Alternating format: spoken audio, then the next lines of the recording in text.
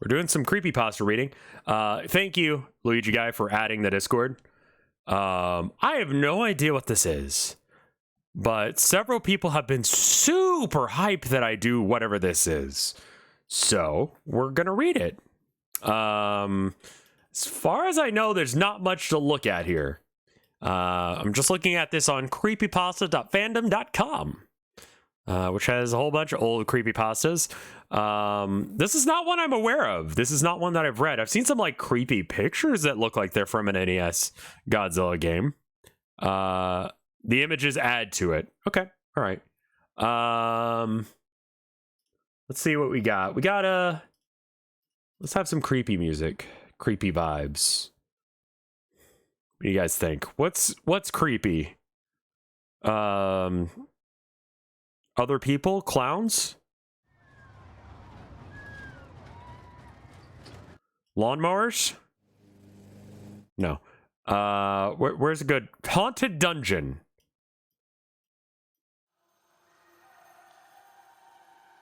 Zombie invasion?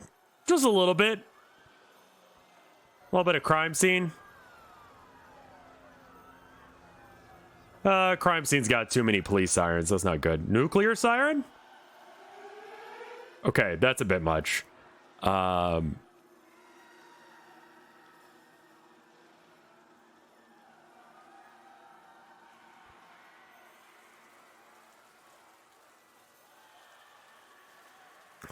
That sounds creepy enough. Jetasaddle, thank you for the 72 months of support. Holy crap. All right, let's get a capture region up that you guys can actually see. There we are. I forgot what fuck it is. Oh, it's right, Warhammer stuff, of course.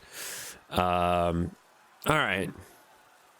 Wife ideas is stuff for my wife for Christmas. Don't tell her. Okay.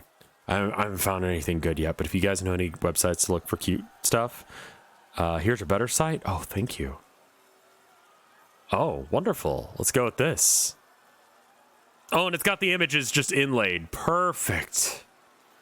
If you guys know any like good like cute, but like maybe spoopy, not like scary, but like spoopy stuff. Why is there applause? That's fire. Cute goth, like pastel goth shit. She likes that.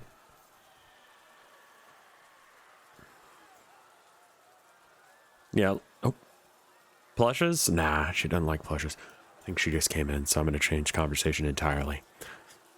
When I was a little kid, there were two things I loved most in life were Godzilla and NES games. So naturally, when Godzilla Monster of Monsters came out, really? It was like a dream come true. Well, almost. To sum it up, most of the game revolved around getting through very repetitive outer space levels while smashing up tanks and jets, then fighting against Godzilla's monster enemies. Overall, it was pretty mediocre, but back then I didn't care.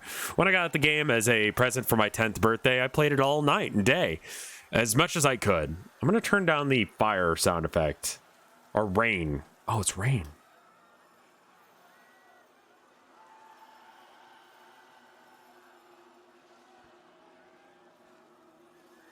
Check out this backing track.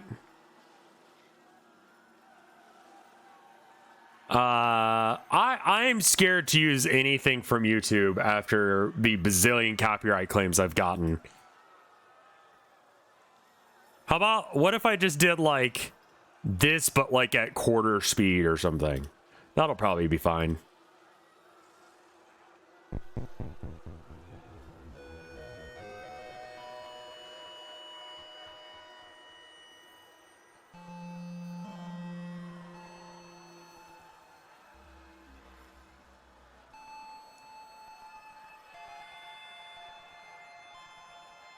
This works.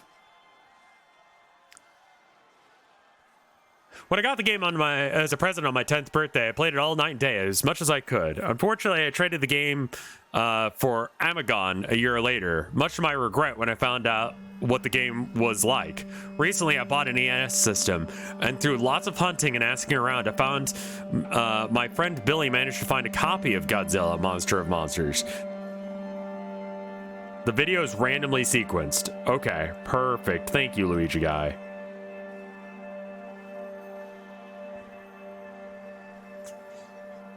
I was pumped to play my favorite childhood game. It never even occurred to me to ask where Billy found it. He also found some other games like Legend of Zelda, Bomberman, and some stupid thing called Action 52. But Godzilla had to come first. Really like the slide into like Action 52 there. So I started the game, and then nostalgia came flooding back like a tidal wave. Godzilla's 8-bit theme song flooded proudly through the speakers soon I was grinning like an idiot. Some people laugh at me for playing such outdated games, but I've never had much enjoyment for any games other than those on the NES. Those 8-bit games take me back to when things were much simpler, more safe.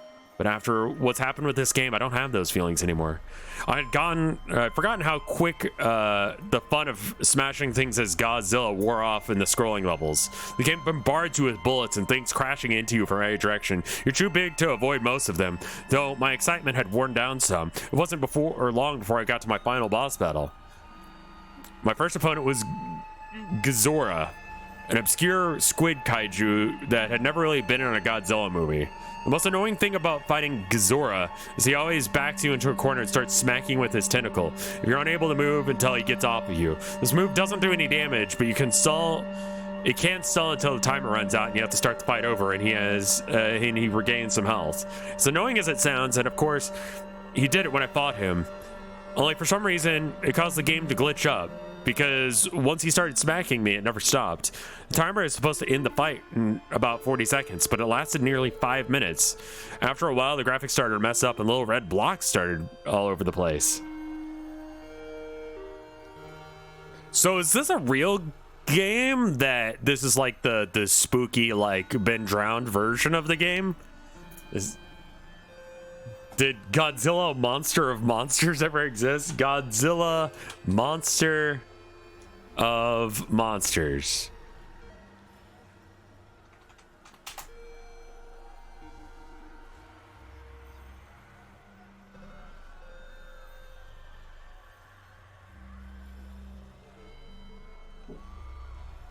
It looks like Godzilla Monster of Monsters did actually exist.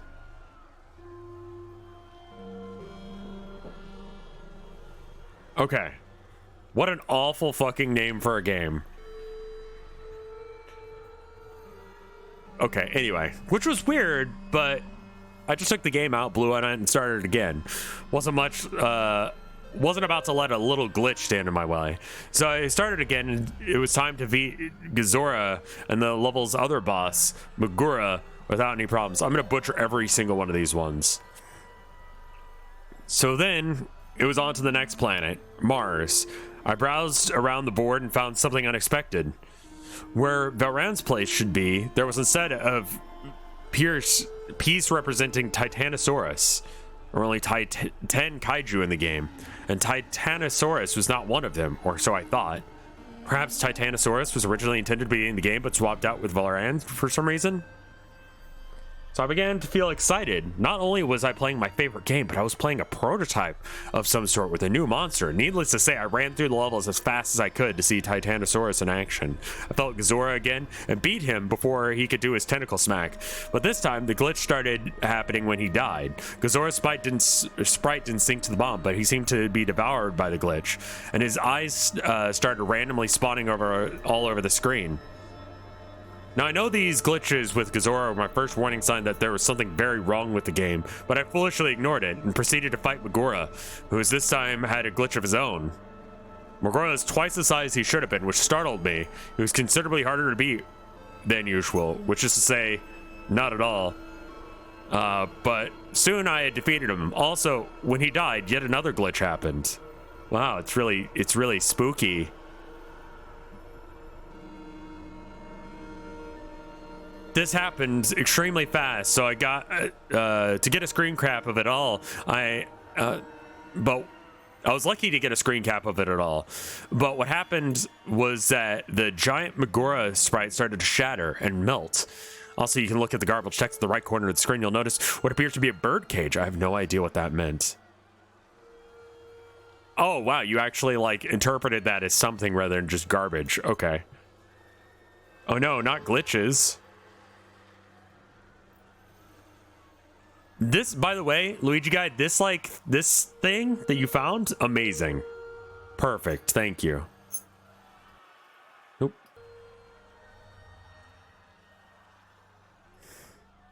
At this point, I was about to fight Titanosaurus. I was worried what kind of glitches would happen this time, but to my surprise, Titanosaurus looked just fine. Although the game's bipedal monsters were the same height, Titanosaurus was a bit taller. But since Titanosaurus was taller than Godzilla in his film debut, I thought it was kind of cool. It was a very fun fight with monsters, but it wasn't supposed to be that kind of game. I took over the enemy base and proceeded to Jupiter. Not to Jupiter like normal, but instead to Pathos. Did this originally come out on like 4chan or something? Like where was this originally posted? So how do I go to the next thing on this, like, next? Where's the next button?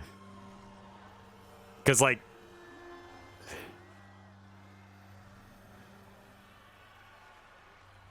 do we go on to chapter 2? Yeah, I guess it would be chapter 2. All right. Oh, we're getting spoiled all over the place there.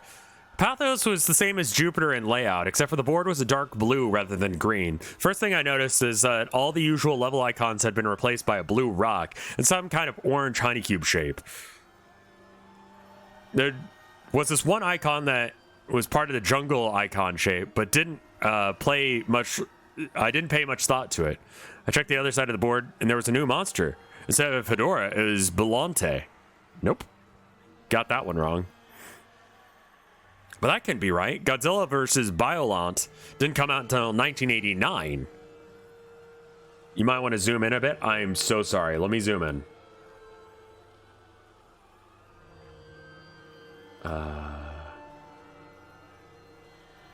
Okay. How's this? Is that better or worse?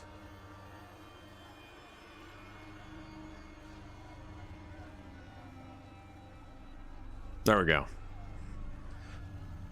But that game didn't come, or that movie didn't come out until 1989, and this game was made in 1988. This game is as old as I am.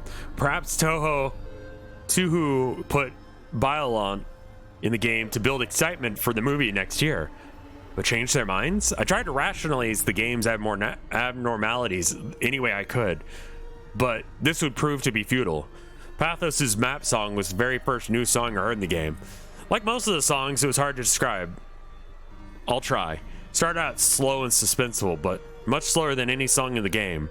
But every 12 seconds or so, there would be this loud clashing sound. And the tempo changed. It was like the composer randomly playing parts of 5 different songs with the same instruments.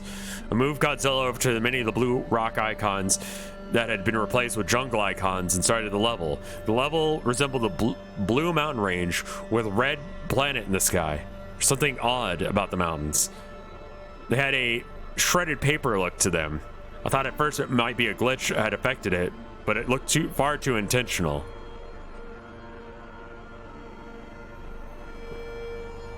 Tuhu. I quickly noticed something else about this new level. There were no enemies at all, not even obstacles. I should also mention that at this point, the points meter started to become glitched beyond comprehension. It didn't bother me much. I never kept up with the game points. I don't really give a shit. I get to play with Godzilla. I love Godzilla and video games. So without having anything to focus, or having to focus on anything, I listened to the music while walking through the level unopposed. The music had a sorrowful feel to it. Would have been rather pleasant had I heard it in a normal game. The level went on for 3 screens with no obstacles around I finished it quickly. I tried other levels the same type to see if any enemies would appear, but there were none. There was little else to be seen in these blue mountain ranges, so I tried another level type. I started one of the orange levels, and my eyes were assaulted with grotesque background of the tumorous orange eyes. The sky was the same as the grounds. I assumed the game was indicating that this level is taking place in a cave. The only enemies were Matango spawn. You see little bastards everywhere. The music did not help. The mixture of screeching sounds and large drum beats that sounded like a monster's theme in a horror movie. After completing it, I tried to avoid playing through any more of these levels whenever I could. Also, just random shout out. If you don't hear the music when you're watching on After Hours, I've cut it out. I apologize. You'll have to put on your own spookle music. But I think we should be okay. We shall see. The combination of random NES sounds and screaming shouldn't get copyright claims, but neither should my sound effect of me walking around outside, which I used for March of the Mice once. And it did, so...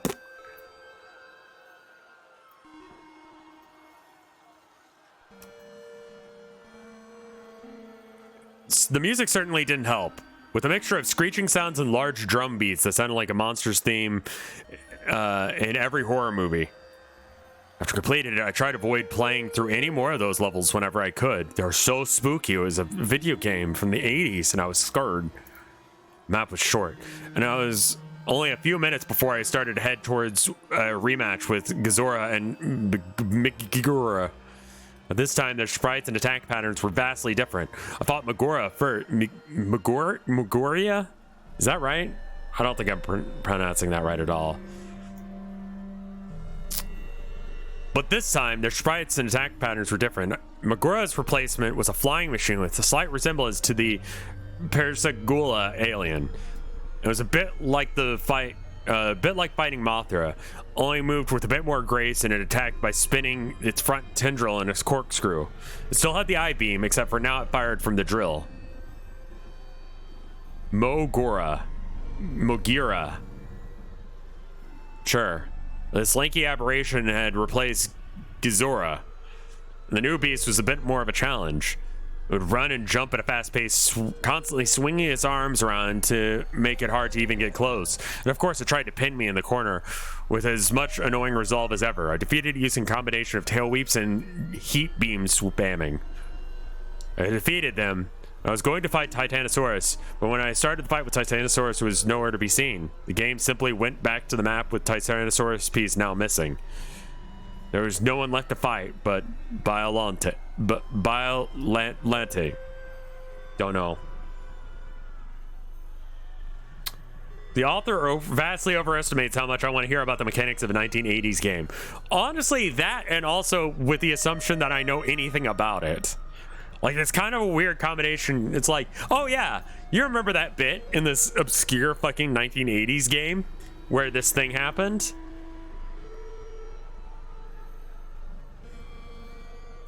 It's like, yep, know exactly what that guy is.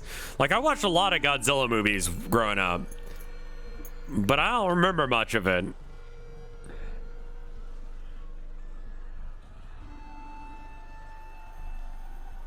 I think it's because it's largely aping the Something Awful Let's Plays. Gotcha. This is a style choice. Pre-video Let's Plays. So I eagerly started the battle. I was quite surprised that they started the fight in her rose form. She was immobile and used her tentacles to keep me away from the main body, which took most of the damage. As expected, she turned into her final form after taking enough damage. Sprite looked pretty damn good for a 8-bit. The battle technique was the same, except for she could move, albeit slower than any other monster. Hello?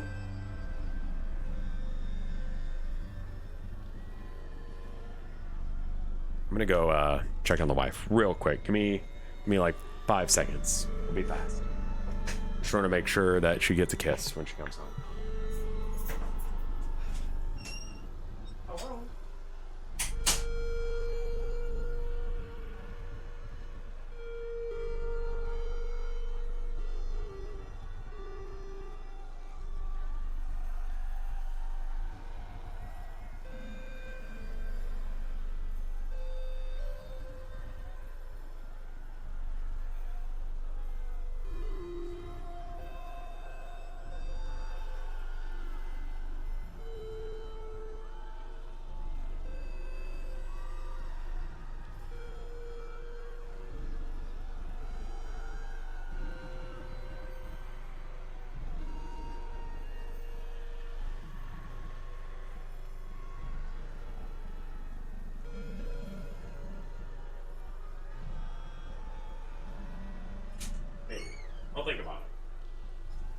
Love you.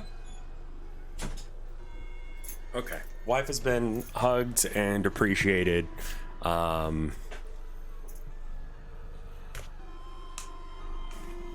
right, where were we? As expected, she turned to her final form after taking enough damage, and the sprite looked pretty damn good for 8-bit. Honestly, like, whoever wrote this did a pretty good job at, like, doing 8-bit video game art. I don't know as if it's, like, beyond, like, what the system could handle, but it looked pretty good. I think the entire thing was made to show off the art. Probably.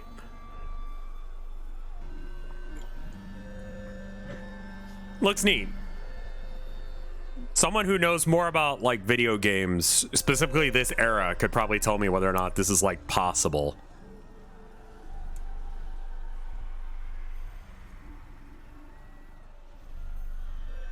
The battle technique was the same, except for now it could move, albeit slower than any other monster. Being hit by the tentacles did more damage now, and it could do an acid spit, which I managed to avoid by jumping in the screen cap. Beautiful. Not much more difficult than to beat than Titanosaurus, which only took 2 rounds, but when Volante was gone, the music stopped, and there was a new icon replacing its base. The icon that wasn't there before I beat it resembled a red tribal mask. I had a feeling of dread when I saw it. But since it replaced the base, it must be the only way to exit Pathos. I moved Godzilla to the square and started the level. Run. It's hellish looking at the place with no sky and a flickering fire in the background. Fire looked more advanced than anything I'd seen on the NES. Yeah, that looks way too, like, crisp. But okay. There is music in the form of a slow, steady drum sound resembling a heartbeat. All the text at the top of the screen and the life bar were gone, replaced with a single bit of text in the middle of the screen that said run. And a feeling of dread had intensified. I cautiously walked through the level. But like with the Blue Mountains, there were no enemies. I paced around for a minute thinking, run? From what? The first time it hit me, I didn't even see it. I heard a noise outside my room. I turned back to see if something fell, and I looked back. Godzilla was dying. I figured it must have been a glitch. I wasn't going to play through the whole game without Godzilla, so I restarted and went to the password screen. Have I ever mentioned how creepy the password music screen is? If you've played the game, you know what I mean. It doesn't fit the mood at all. Let's look it up.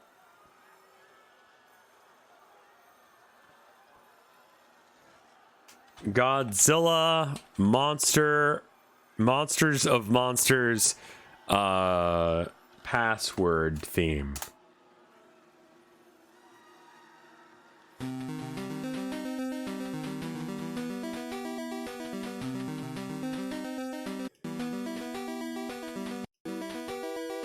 Yeah, it's the same theme all the way. Okay, cool. Got it.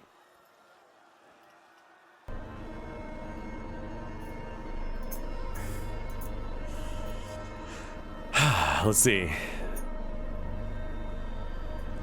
Have I ever mentioned how creepy the password screen music is? If you ever played the game, you know what I mean. It doesn't fit the mood of the game at all. It's more like something from a horror game. Made it so that way kids wouldn't cheat. I was quite annoyed at this point because I thought I was going to have to fight all the monsters again, but it didn't happen. The game started me off right where I was. I started the red face level, so I tried again, making sure to pay attention this time. That's when I heard the low bellowing sound. I saw it. This thing. Do you know that feeling when your body has, when you feel that you're in extreme danger? You start to recoil and tense up as adrenaline flows through your veins, and your nerves start to feel cold? That's the feeling I had when I took this screen cap. It is a spooky fella. I hadn't seen this at all, or I hadn't seen all the Godzilla movies, but I'm pretty damn sure this was never in any of them. Had this been something the creators made up? What kind of sick fuck would put this in a children's game? It's like not that horrifying. It's scary. This is definitely something that like is a little beyond what I would put in a children's game. Sure, okay.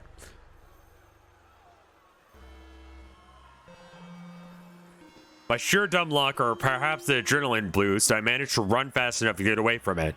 It ran very fast, so much that you could, that if you saw it, you're almost certainly going to die. When I said die, I mean your monster gets killed instantly if the creature touches them. Once I had gone back to the map, I was afraid that I was so afraid that I was extremely tempted to just shut off the game and pretend it never happened. I couldn't believe what I had just seen. It couldn't be real. Even if I wanted to continue, I still had to get Mothra through the chase level. Okay, so like in this game, I guess you play as multiple different characters?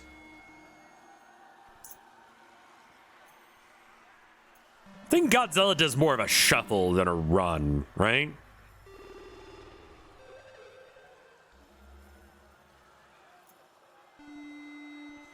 And even if I wanted to continue, I'd still had to get Mothra through the chase level.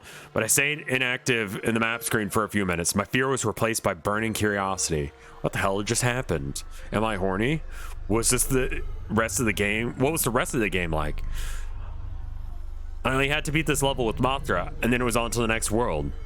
I think you played as Godzilla and Mothra. Okay. It's like Fire. Oh, okay. Gotcha.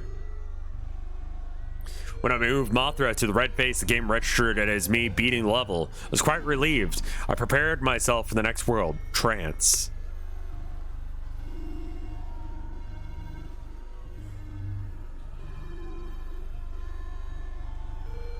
Okay.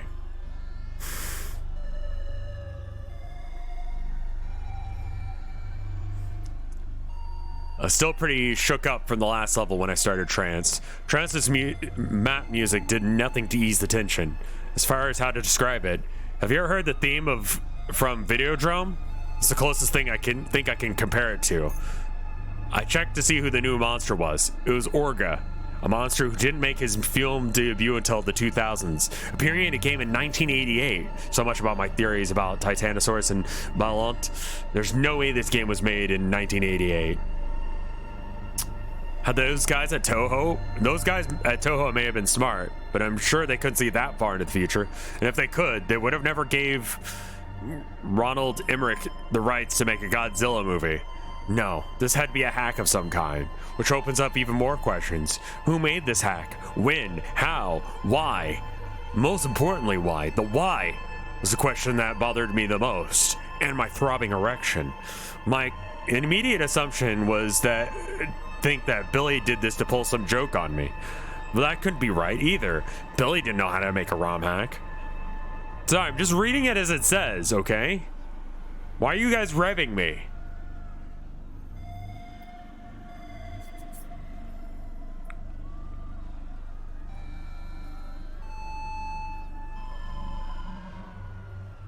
Okay. And if he did, he probably would do just something simple, like replace all the monsters with crudely drawn genitalia. See, it says it right there. I don't know why you guys are like acting like I'm adding shit or anything. Unless Billy had amazing game editing skills and serious dark streak to his imagination that he never told me about, he couldn't have made this. Is it even possible to put hacked ROM into a cartridge? Yes. Yes. Yes. Probably not at the time, but yes. Aside from that, my eye was drawn to the new map icon, a question mark. I was really curious. I love the wee. That's a really good sound effect. Aside from all that, my eye was drawn to the new map icon, a question mark. I was really curious as to what it did. I'm sure you're also curious, so I'll explain the quiz levels now, since this is when they start appearing. There's one per map from here on. They always appear near the start of the map. When you start a quiz level, you'll be on a screen like this. Do you like dogs? Yes, no. What? As you can see, there's a question at the top. Yes, no, an emoticon in the center. I refer to the emoticon as face. Real creative, I know. For convenience. I'll refer to it as face as the one asking the question. The music for the quiz levels was actually a track in the game. It's the one that you plays when you try to use the Ghidorah cheat and gets it to the unplayable level. The face asks you 12 yes or no questions. I take it that the quiz was not in the game. Yeah, I think there are people trying to make this game.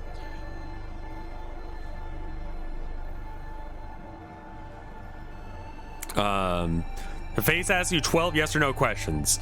You may move your monster to the buttons when with your answer. When you answer, the question disappears. The face changes expression for about 8 seconds, then goes back to a neutral, and then a new question comes up. There was no time limit or wrong or right answers. Face has no respect for the player's personal boundaries and will sometimes ask deeply disturbing questions. For example, do you like hurting people? Have you ever killed or thing that'll get me demonetized? If I even say it. Have you ever... Also another thing that's bad for me to say on YouTube? At other times, he would just simply ask questions that were either mind-numbingly stupid, like, is the sun hot? Is water wet? Or flat out ridiculous. Does your dog like the president? And maybe once per quiz, the face would ask you a question about the game.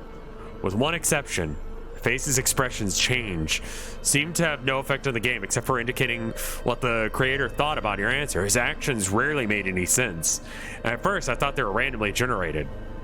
Questions never follow a pattern. The face stayed on the same subject for no more than 2 questions.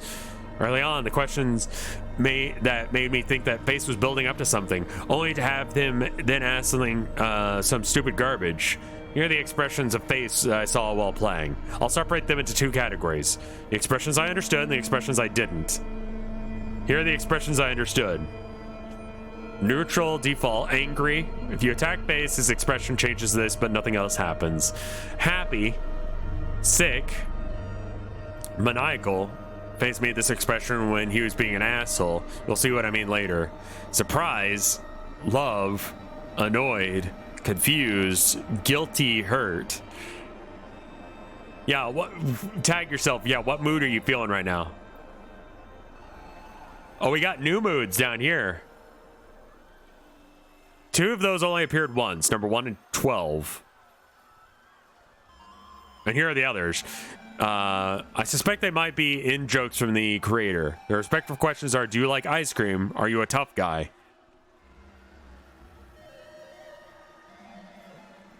As for questions of the first quiz, luckily I had my notepad and pen handy. I had problems remembering things, so I often carry one to jot things down. And I happen to doodle it when I'm bored. So here's the first question started, and I started to record what happened. And I'm glad I did. Here's the first series of questions. My answers and Face's reaction. Quiz 1.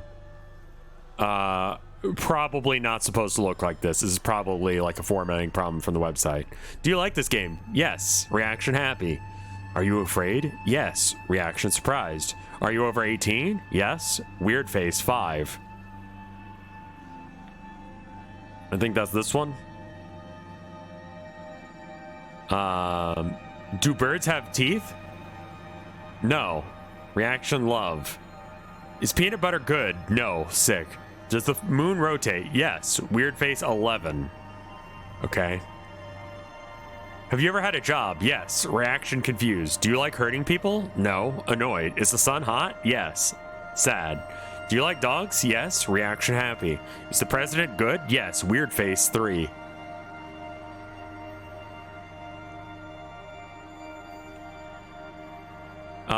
Does your dog like the president? No. Angry.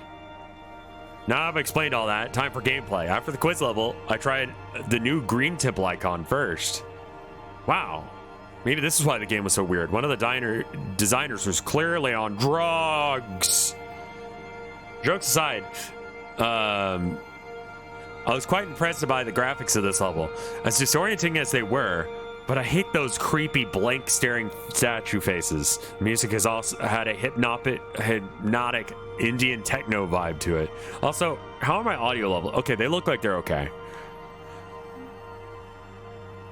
Do you like the president? Oh, cringe.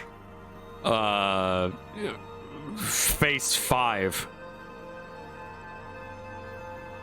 Can I pet your dog? No. Face 2. There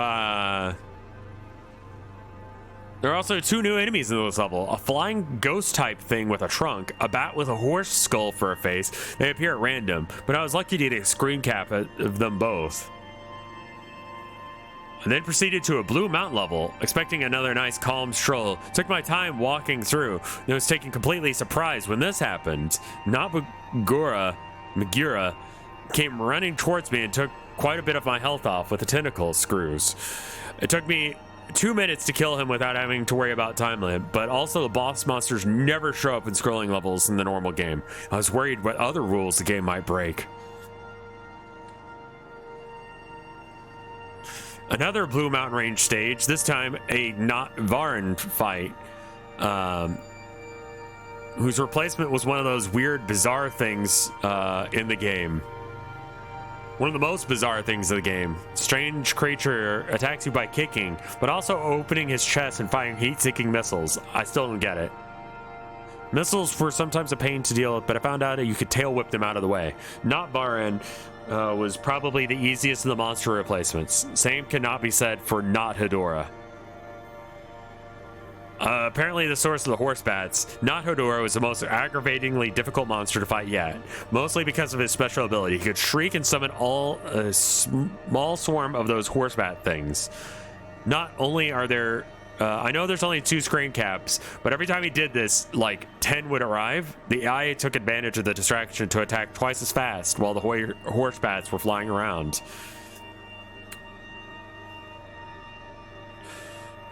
Once that annoyance was over with, I went through a Green Temple level to kill some enemies and restore my health. Interesting, none of the horse bats showed up after Not Hedorah was killed. That's when I got an idea. Killing all the monsters makes the red face show up. What happened if I avoid fighting Orga and go straight to the base? So I gave it a try. There's no monster here.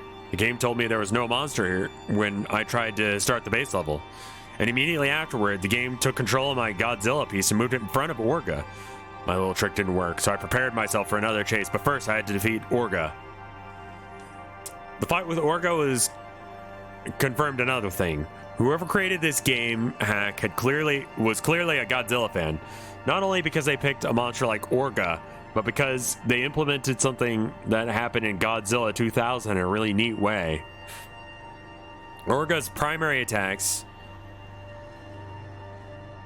Oh, zoom in on the page rather than... Okay, is this... Ooh, okay, hold up. Let me shift it over a little bit. How's this? Like, chunky text at this point. Better? Happy camper time? That's pretty big? Yeah, I've heard that before. The fight with Orga confirmed another thing. Whoever created this game hack was clearly a Godzilla fan. Not only because they picked a monster like Orga, but because they actually implemented something that happened in Godzilla 2000 in a really neat way. Orga's primary attacks were a punch and heat beam from his shoulder cavities, but once you had him down to half health, he did something new. He would expand his jaw and try and swallow Godzilla, in the process stealing your health and energy. Writing horror is really hard. Yeah, but in doing so, he gave himself a new weakness. Firing a heat beam into his mouth would take a devastating 4 bars off his life meter. With that weakness revealed, I beat Orga, and soon, despite how much I had hoped otherwise, the red face appeared on the map where the base was, and the music stopped. Readied myself as best as I could. I started the level, and seeing that it was basically the same as the first, I didn't waste a millisecond before I started hauling ass. As soon as I encountered obstacles in the form of ground tiles suspended in air, most of them you could jump over or destroy, others you had to crouch under. About 40 seconds into it, I heard a horrible bellowing roar and saw the spider beast following closely behind me. A chat member wants you to capture the entire browser window. I see. I mean, there's there you go.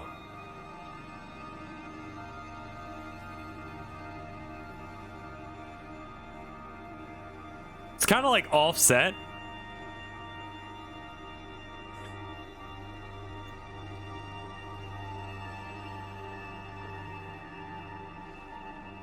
So don't crop or zoom it. Just want to make sure you don't... I mean, like, I can't see anything beyond, like... My screen goes a little bit beyond where you guys can see, but not enough. Like, I'm not going to be reading that far down. It'll be fine. Let me know if it's not. Let's see. About 40 seconds into it, horrible bellowing started, roar started, and I saw the beast falling behind me. Stacks of obstacles barely slowed it down. It would back up and then charge its way through, smashing them into bits. When its smaller obstacles got in its way, it would expand its jaw and swallow them whole. There's like a definitely like vor theme going on here. I was afraid, but also a little aroused. With some fast thinking and some faster button pressing, I escaped him again. I felt really excited. So excited. Very excited. And then I laughed and said, "Not this time, asshole," and decided to screen cap to celebrate. But when I said that sentence, just before the level ended, the monster did something that made my blood run cold. It looked at me. A wave of mortal terror took over me again. Sure as hell wasn't laughing anymore. I took another screen cap for the next level title right before it rushed into the bathroom to splash some water. I rushed into the bathroom to splash some water on my face and take a piss that I nearly failed to contain when the thing fucking looked at me. Dementia.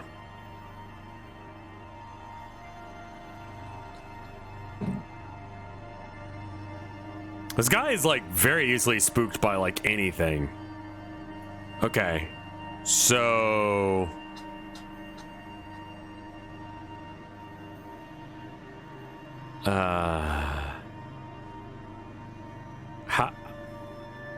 chapter 3?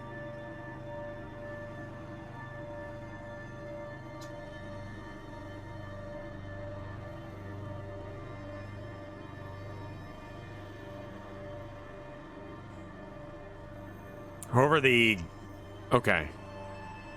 So, Dementia is the next one. When I got back to the game, I was getting very upset and confused and aroused, as previously mentioned. I thought about the way the monster looked at me. No one's ever looked at me like that before. It made me feel something.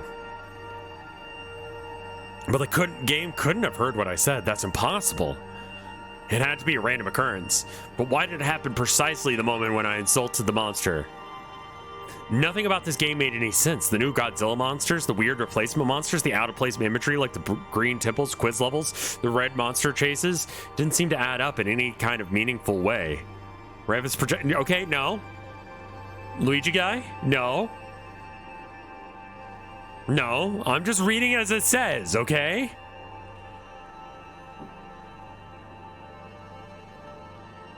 If it was a prank, it wasn't funny in any way I can understand. They clearly put too much effort into it. If they were trying to make a genuine sequel to the new Godzilla movie, Monsters, then why did they... I turned it up the wrong way. I want to turn it down just a little bit. Okay, it doesn't change anything for y'all. Maybe it was some kind of art experiment?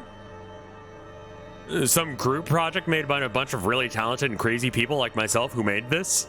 And then they lost the cartridge somehow? Or maybe they intended for some random person to find it. It was all just fruitless guessing, but as far as I could tell, there was only one way to find out what the deal with this game was, to play it through to the end. Maybe, just maybe, there would be something in the credits, an explanation by the creators as why they made this. It could be something much more cryptic and strange, maybe something horrifying. Before I got a good look at the Dementia board, I considered replaying Trance to see if the red monster would look at me again, but decided against it. I wanted to keep moving forward. I was also somewhat worried that backtracing might cause the game to come in even more strains. The background music's a little overbearing. I'm going to turn it down a little bit.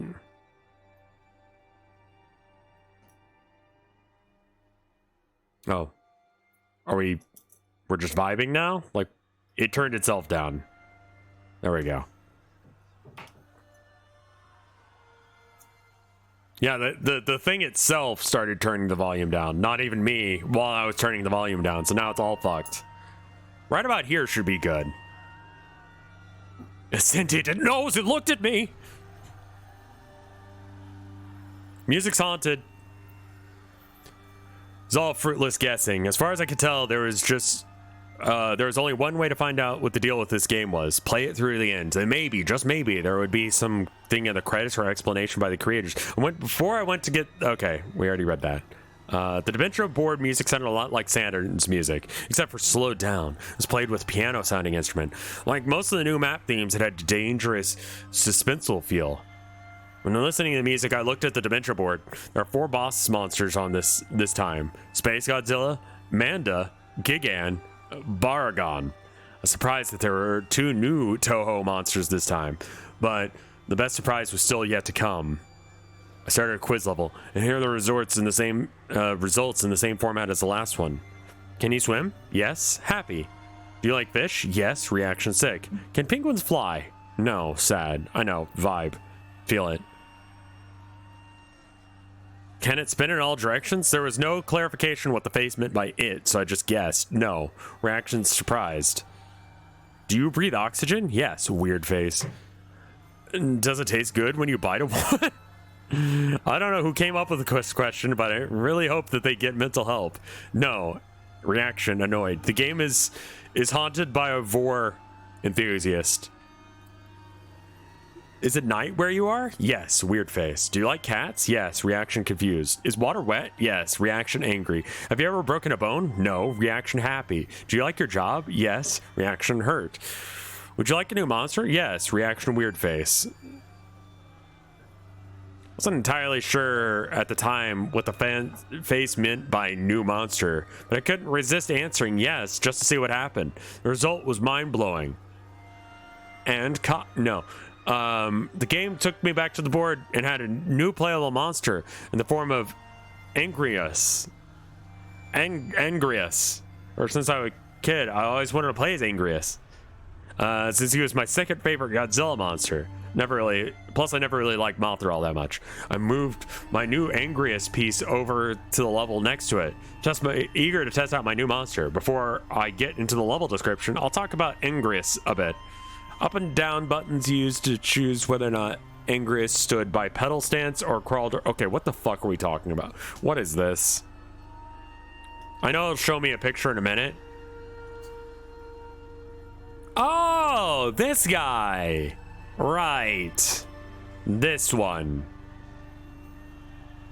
Man. Godzilla monsters were real crusty, weren't they? Angurus. Okay.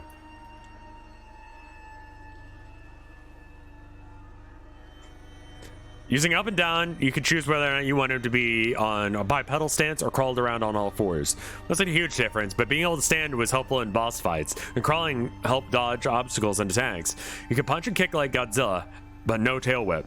Instead, he had something far more interesting, the ability to curl up into a spike ball of death and roll around. You could still take damage, but it was lessened. It was a good way to clear out stage enemies, but unfortunately also doing so drained the power bar. The spike ball wasn't his only special ability. When he pressed start, he would fire a beam of energy from his mouth. It resembled Titanosaurus' sonar attack, and if this were a hack, it may have been inspired by the roar attack from Atari's Godzilla fighting game. God. Atari fighting games. Jesus. Also, of note is that when playing Angurus,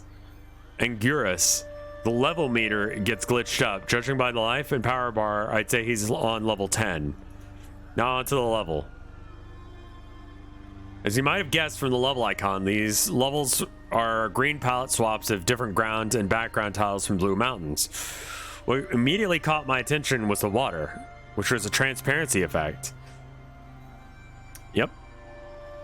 Was this even possible for an NES game? I know the Super NES could, but I had never seen a transparency effect in a game on the NES. One of my favorite weird hidden gem like NES games, I forgot what it's called. It's a mech game where it's a really late NES game. And the idea is that you can like flip right side up and wrong side down through the levels. You couldn't jump really, kind of, sort of. Does anyone remember this game? It's kind of cool.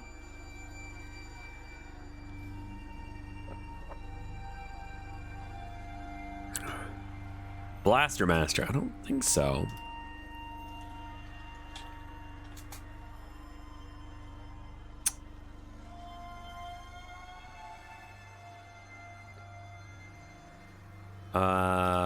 No. Yes. Maybe. No. No, I don't think this is it. Yeah, no. You played as a mech, proper. I'm really disappointed that there's not an audiobook version of House of Leaves. I asked my friend about it once, and he said no.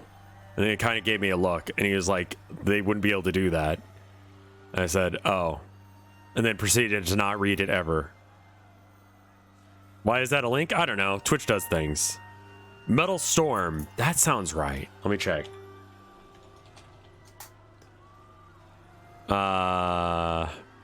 NES game. Not the gun. Yes, this was it. Metal Storm was a fucking cool ass game. I never played it when it was released. I got a completely legitimate and good copy of it that was legal. If you ever get a chance to play it legally, definitely do so. Playing it illegally makes Jesus cry. So don't do that.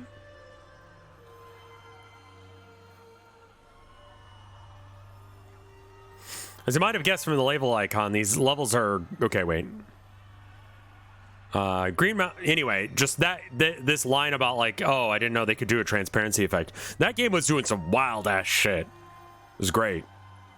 Green Mountain music was played the same instruments as the Blue Mountain, but the melody was totally different. It was a simple song with abrupt pauses, followed by a loud note every few seconds, just to really fuck with you and make your day bad. Anyway, I went through the usual stroll through the level, and then again, there were no monsters or anything, but it was pretty soon I reached a cliff above the water. There's nowhere to go but into the water, so I went, and the water transparency made things a bit harder to see, but tolerable. After going underwater, I encountered new enemies, a giant piranha, and some kind of spiky bottom feeder thing. I like the piranha. What was the name of the game again? Metal Storm for the NES. It was good.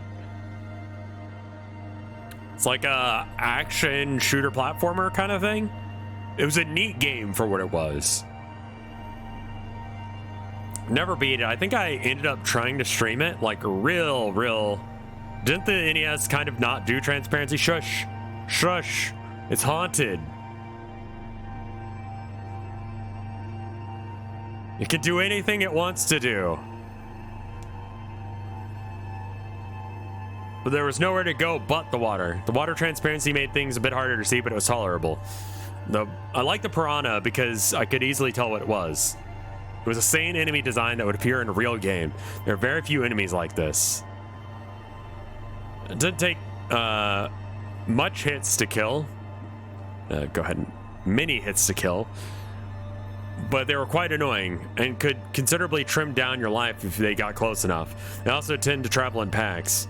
As for the bottom feeders, they were easy to deal with. They swim along the bottom of the screen towards you, and you're easily crushed with the roll attacks or jumped over. In the screen cap, you can see me running over one of them. There's just a pack of piranha behind it.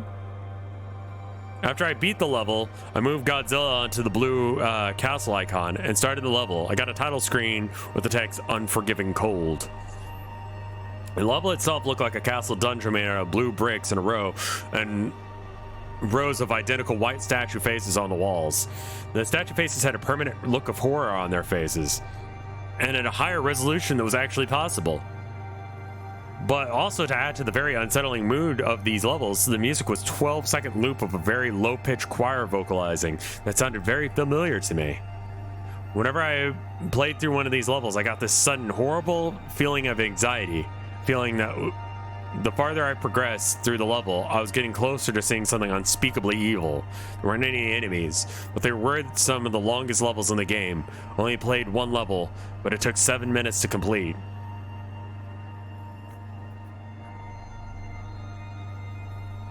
I didn't want to admit it to myself at the time. Like, you could see the pixel size on Godzilla, and then you can see the pixels on everything else.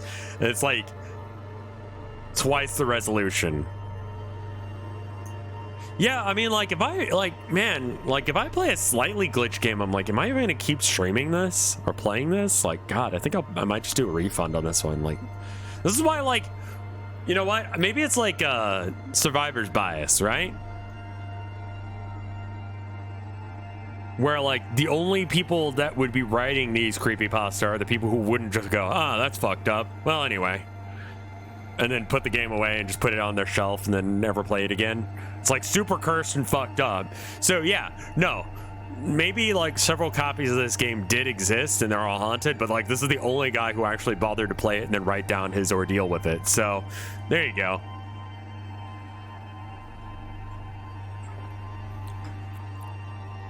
I didn't want to admit it to myself at this time, but I realized that something playing in the blue castle level. The game has the power to make the player feel certain things. I don't mean that sense when you get irritated playing a crappy game or unnerved by playing something or something scary in the game. I mean that certain events in the game can make you instantly start to feel something. Something that I hadn't felt before. Something that no woman's touch could ever give me. I know that sounds completely insane, and I don't blame you for not believing me. I wouldn't believe any of this if I didn't play the game myself, but there's something very, very wrong with this game, and I don't know how to explain it. Sorry, I'm just having a bit of fun here. So it was time for Baragon's replacement. Though Baragon was originally the smallest monster of the game, his replacement was the largest. He was so tall, in fact, that the ground was noticeably lowered. Not only, and not Baragon's head, barely avoided collision with the bar at the top of the screen. It was just frighteningly bizarre as he was huge. You may be wondering how he attacks with his arms. Well, it's the most powerful kick in the game, but the other fighting technique was much stranger. First, he blasts you with a cloudy breath of pixels down at you, which causes you to freeze. Then he walks back to the right corner of the screen and extends a huge Gatling gun from his abdomen. Penis gun. This might seem amusing to you. It is, yes. But it certainly wasn't to me when I was playing the game. This attack is almost as annoying as Gigan's Saw, and not Baragon's. Could have been beatable if he consistently used it. Could have been unbeatable if he consistently used it. Thankfully, he only did it twice to me when fighting him. Once you unfreeze, you can run up and start damaging the gun, which does extra damage to him. This helped me destroy him. And then there was time to play the third level type. I decided I was going to use Angrius to fight Manda and Gigan, and fight Space Godzilla as Godzilla. It was only fitting. We're getting into the levels. I'll describe to you the third level type, the Arctic. The Arctic is exactly what you would guess from the name. Hot, unsavourably, like just disgustingly warm, you know.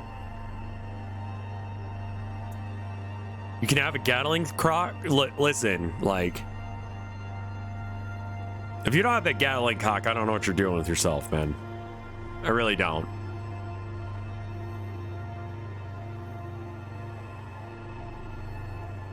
Anyway, the Arctic is actually cold, aside from the watery elements. The music reminded me a bit of the Northern Hemispheres from the Donkey Kong Country in 8-bit form.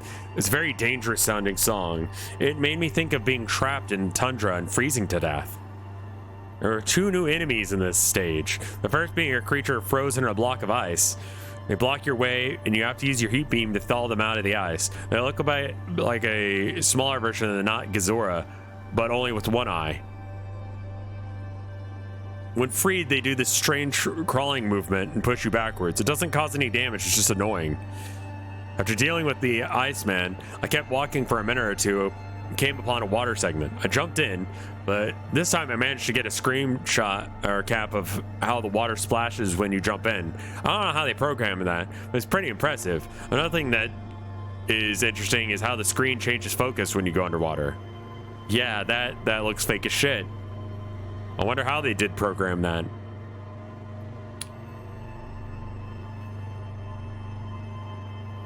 This dude has played entirely too many video games. I guess so. Here you can see the new enemy. I call the Spike Walker. They walk towards you and randomly explode. Or instantly if you attack them, sending spikes in every direction. The spikes don't do much damage, but they did get me dangerously close to falling into a pit a few times. Oh, speaking of the pits, down in the water, the game has a platformer element.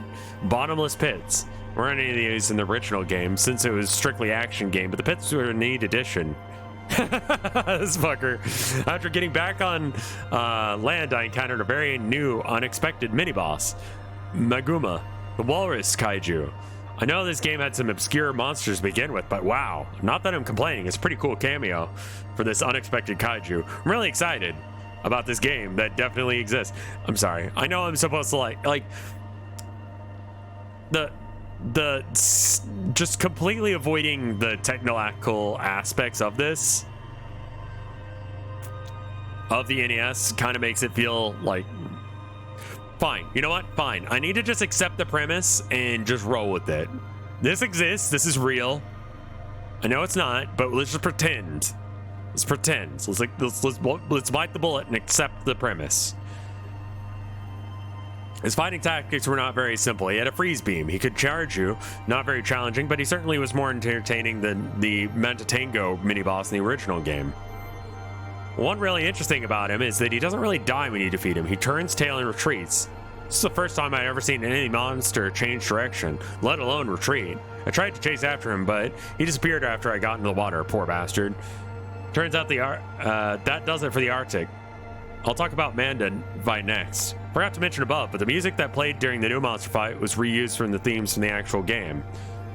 Here are the themes that have been used so far, of which I don't actually know any of them. As for the fight, Manda was a crafty opponent. When it realizes one tactic was ineffective, it immediately changed to a different one. Manda used quite a few tricks, like spitting fire, biting, and most irritatingly of all, constricting. This attack doesn't mercilessly drain your life like Gigan's cutter, but it was Manda's strongest attack.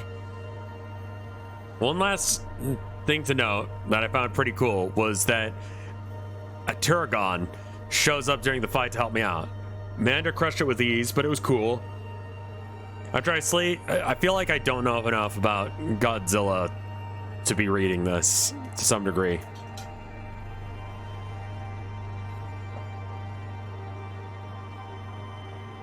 This is what the Pokemon devs need to do. They just need to like find a ghost and like shove it in every copy of the game.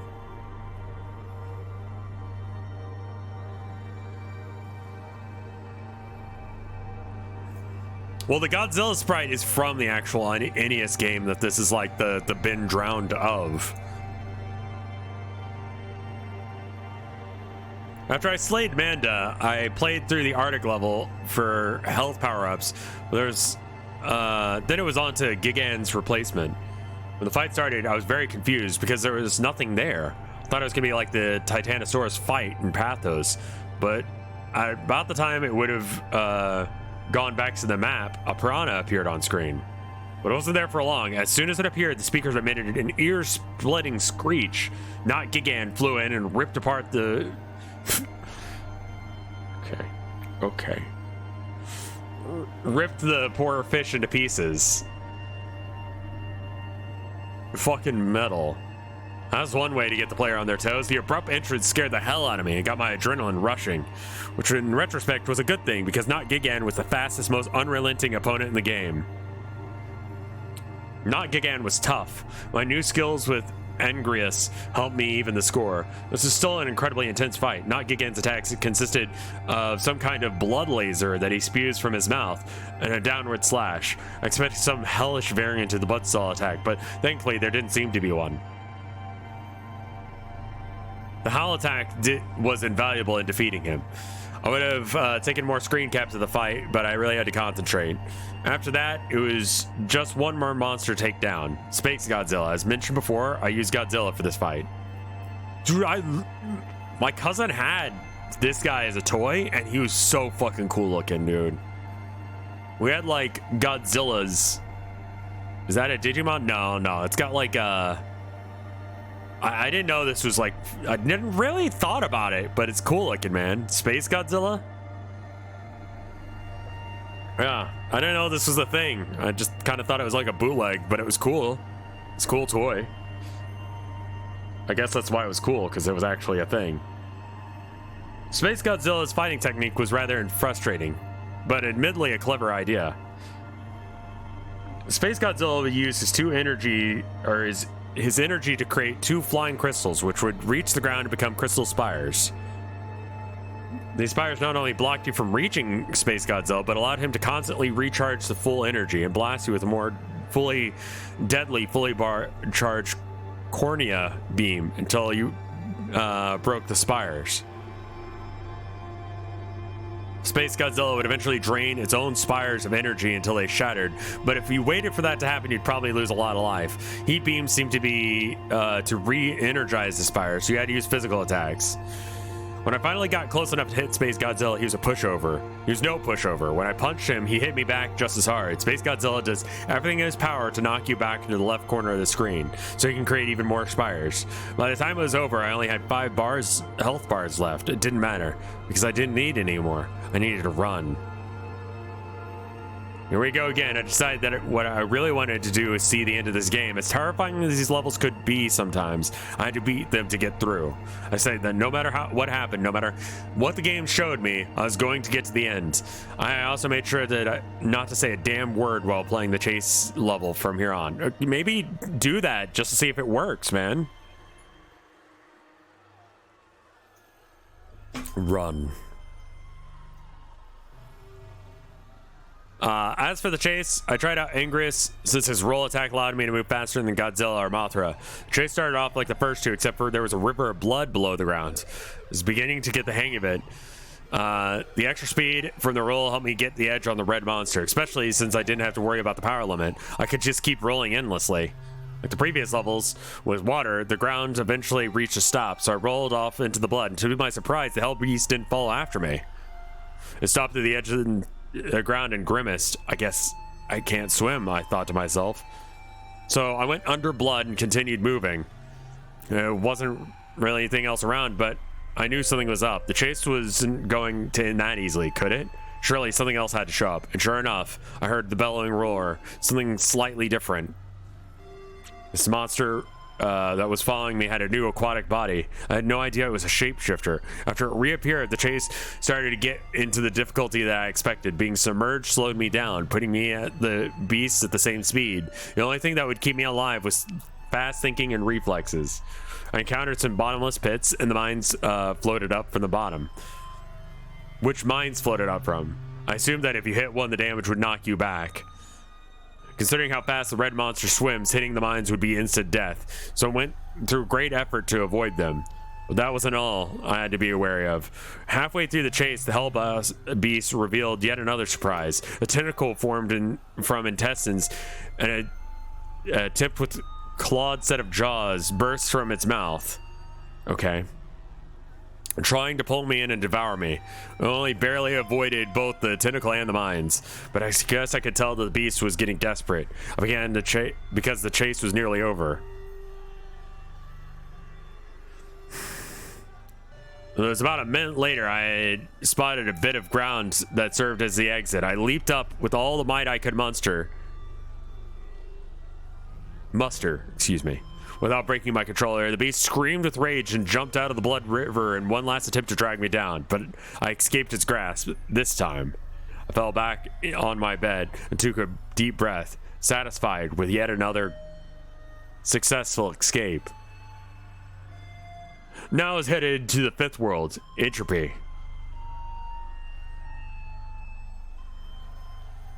Okay.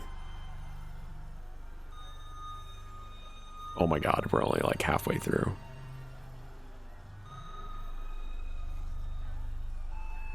In the original game, the 6th world was Pluto. Ironically, despite being the smallest planet, Pluto was also the largest and most diverse world in the game. Entropy had a different layout, but it was similarly huge and diverse.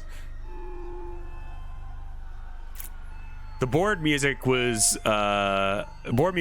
a violin instrument. The melody that started sounding out mournful and gets rather, I guess you would call it, distorted, made me feel depressed and unnerved and randy. Not something I would want to hear while trying to sleep. No one could sleep through that. Not when they had those thoughts in their head. Strangely, none of the levels from the previous world were present here. Instead, there were 8 brand new icons. The bosses this time were Megalon, Batra, and Mecha Godzilla. I think my cousins had this guy too. As usual, the first thing I did was go for the quiz level for another interrogation from Face. But when I got there, I noticed something different. Instead of the usual goofy Ghidorah music, it was the password theme. The music change seemed to be intentional because the first two questions at the start, the quiz started to take a darker tone. Do you like ice cream? Yes. Reaction, weird face. Do you like clowns? Yes. Weird face 10.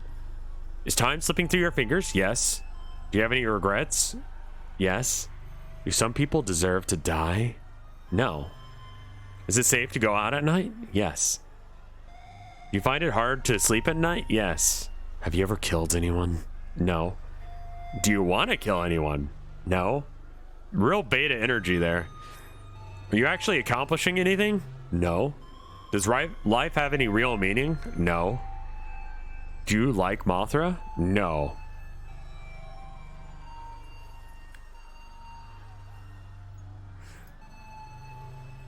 I knew the last one was going to be a gameplay related question, but I had no idea what the result was going to be. And I answered honestly because I never really liked Mothra. Nobody liked playing as Mothra in the game. There's a good reason for that.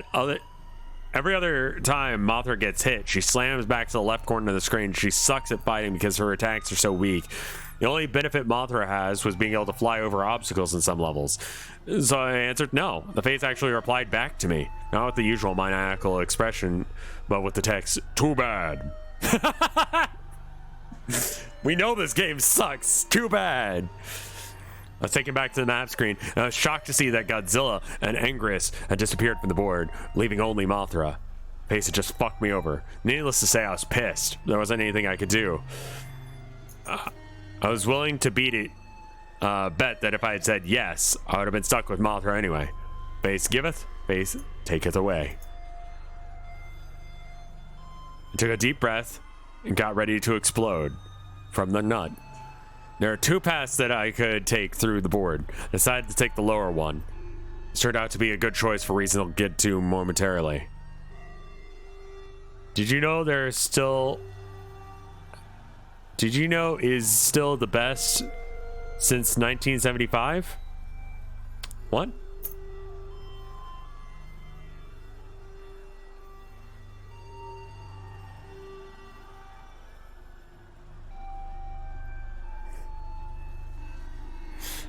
I took a deep breath and got ready to explore. There are two paths that I could take through the board. I decided to take the lower one. This turned out to be a good choice for reasons I'll get to momentarily. The first world ahead of me was a forest. Oh my god, they're not even trying to make the graphics work anymore. It was almost immediately I got this eerie feeling that there's something about this level that seemed off, even more than the previous ones. Perhaps it was the pitch black backgrounds. I always felt afraid of being in a forest at night. Something about all those trees making me feel surrounded and vulnerable.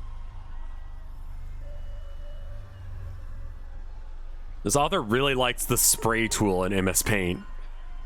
The fact that I was stuck as Mothra didn't help. Playing this game's previous worlds as Godzilla gave me a feeling of bravery, being in control of the King of Monsters. I'd be able to just handle about anything in my way. But it's not like that with Mothra. No feeling of strength or security. I'm just weak and easily overwhelmed bug traversing into the unknown. Back to the level. The music had new instruments. Sounds like woodwinds followed by slow rhythmic drums and chiming bells. This gave me a feeling that I was intruding into something dangerous, some dangerous place that I really shouldn't be. After a while, I encountered the first enemies of the stage, or at least I assumed that they were enemies. They're strange, long-legged deer creatures. Instead of attacking, they would just idly walk around. When I approached them, they ran away. Yeah, that looks like an SNES game. That almost looks like something from like Metroid.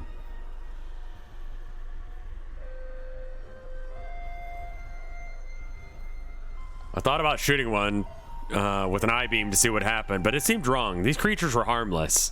So I passed over them and continued through the level. About halfway through, I encountered groups of the deer-like animals and two new creatures, a sloth-like creature with a beak climbing a tree, and a hairy raptor-esque beast that were preying on the deer. It's very surreal watching these creatures interact. I didn't feel like I was playing a video game, but rather I was traveling through a forest in some other dimension.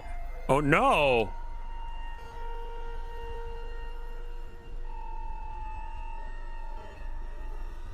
The creatures ignored me for the most part, although the raptors did attack me when I got too close, or if I attacked them first.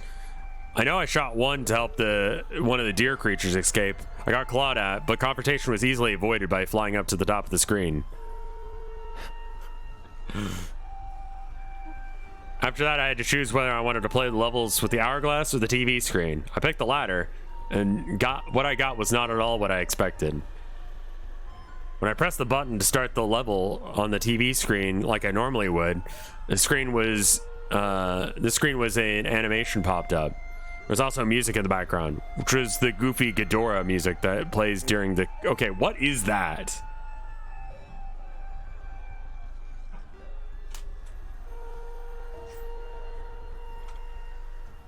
GH1D0RA music.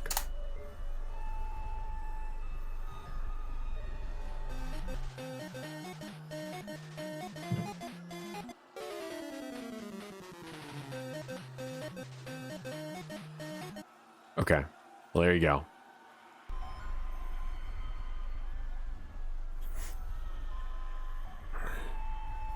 Also, why is this animated? Fuck it, it's fine.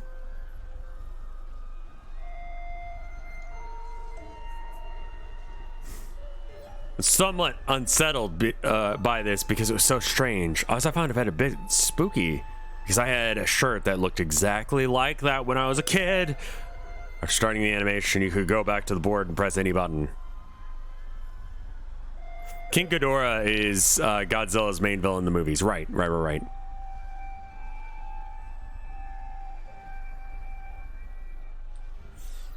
I was somewhat unsettled by this because it was so strange. I also found it a bit spooky that... Okay, right. After starting the animation, you could go back to the board by pressing any button. After that, I had no idea what to expect from the rest of these icons. I tried to go to an hourglass icon next, and I was somewhat relieved when an actual level came up. It's certainly an unorthodox looking level, all brown with time measuring instruments floating in the air, gigantic grandfather clocks in the background. The music was the same as the board screen. It was very early on the level I encountered something I did not expect to see: original enemies from the games. Not only that, there seemed to be a whole fleet of them. The yellow tanks, which are normally immobile, could now move, and I took some damage, but nothing I couldn't handle. The most interesting thing about this level is the colored hourglass items. There are three. Blue made time slow down and filled the level with enemies from the past. Red made them from the future. And green was normal speed filled with level with original game enemies. I see. Okay. That's what we're doing now. I encountered the blue hourglass first. As stated, the game slowed down. I saw enemies from the past, which are 5 different types of prehistoric animals. I don't know much about prehistory, but I believe all these enemies represent real animals. Level went on to another segment. I encountered the green hourglass. I fought the original enemies again. The same 5 types, so I didn't take any screenshots, but the last segment, I encountered the red hourglass. It was enemies that must have been from the future. Now, whether or not the game was showing me 8-bit renditions of creatures that will actually exist thousands of years into the Earth's future, I have no idea. But that's the thought in mind. I found this particular segment to be eerie and scary and spooky, and you should also be scared. It made me more tense because everything moved faster. One of the future enemies bore a striking resemblance to something I saw in a bookstore once called the Troldon Man. Another one looked like a kind of organic spaceship. There's a 5th type of future creature. When it appeared, all the others ran for their lives, leaving me alone to battle it. It could fly, but its sprite didn't actually move. It was a single attack, was firing a lightning bolt from its face. Even so, surprisingly powerful. I suppose it could be considered a mini-boss.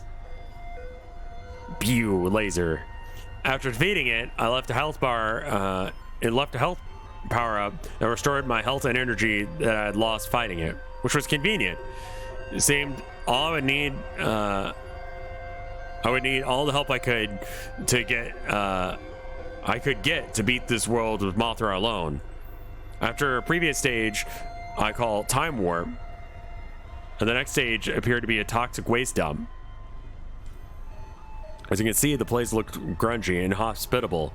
The music was a short looping of ambient synthesizer song. Listening to it made me feel like I had sniffed some toxic fumes myself, like I had done drugs. Guys, drugs! It was messing with my head the whole time. I even felt like I was choking while playing this level. Those are cool enemies. All the enemies seem to be mutated to some degree. The above screenshot, you can see green mummies with bird skulls that jumped out of the waste to spit projectiles. There's also brownish cow skeleton monsters with spider legs. Halfway through the level, I saw one of the deer from the forest. It was alone.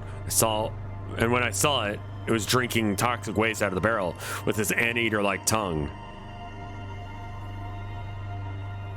I moved over to try and make it stop, but a flock of skullbirds came out of nowhere and started attacking. The deer was scared by this and were running off the ground into the toxic waste. I felt bad for it when the birds bit me, but I regained health quick after killing all of them. They were rather weak. I pressed onward. All the levels in Entropy were probably the most normal there were from, in that there was little deviance from move forward smash things from the original game. I love the enemy designs at this point, I gotta say. Like these future creatures from the swamp or the biohazard zone, really good vibes.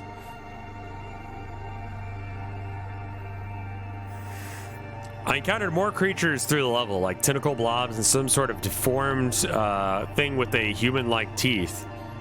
I didn't feel like provoking them into a fight, so I kept on flying near the top of the screen. I still had to deal with the occasional flock of birds now and then. At the end of the level, there was a large bluish-green lake. I encountered another mini-boss, some kind of monster with a long neck and a whale's skull. It attacked with a mouth projectile, and by charging into you. It could also go underneath the water and rapidly emerge from a different place. It's harder to beat than the boss from the Time Warp. And I had a lot of health, because when it must have taken me 3 minutes to defeat it, it let out a really loud noise when it died. It sort of sounded like... Then it sank into the water as I left the screen. Back to the board, I went to the nearest level icon, which I hadn't seen yet, which is a white tree. As I guessed, the level was a winter-themed recolor of the forest stage.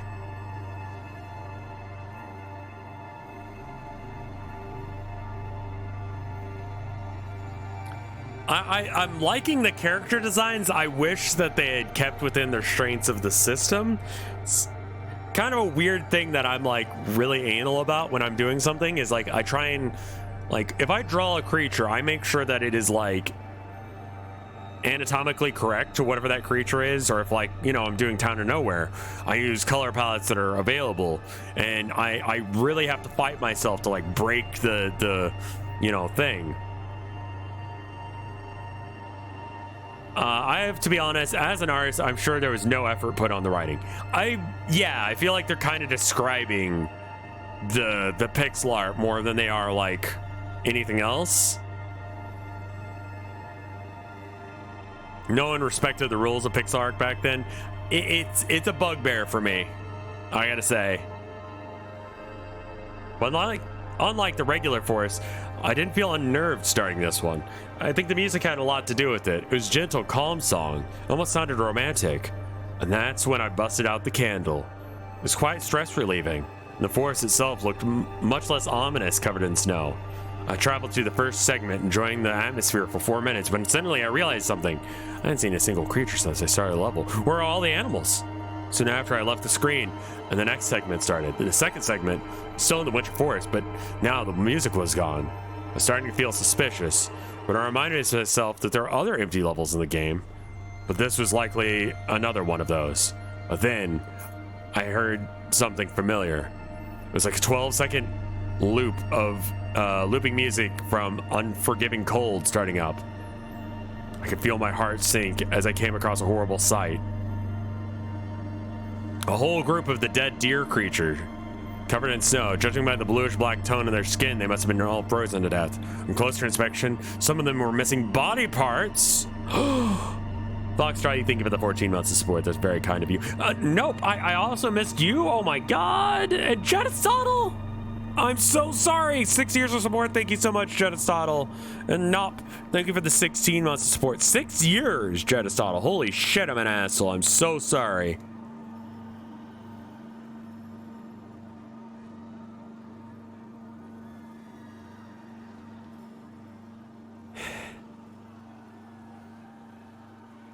It was a creature much like the beaked sloth, except for this one had white fur and more of a beaked gorilla. It was walking very slow when I saw it, but I was at least happy to see something alive. However, it didn't stay that way for long.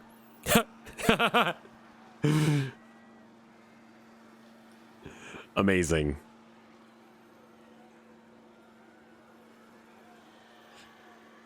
Yeah, check out my 8-bit art, and then it was like 12 colors. Yeah, no, when I use like more than like 4 colors in my like Town of Nowhere stuff, I feel really guilty, but no one ever notices, so I guess it's fine. But it feels weird, you know? But it's like, I just need a little bit more depth, else you can't tell what the fuck is going on here.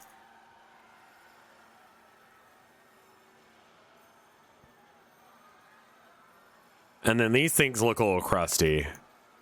A pack of raptors, who must have sensed that something else was still alive, came rushing in on the right side of the screen, and the beaked gorilla didn't stand a chance as one of the raptors immediately lunged at it, ripping open its back legs. These winter raptors acted far more different than their temperate relatives.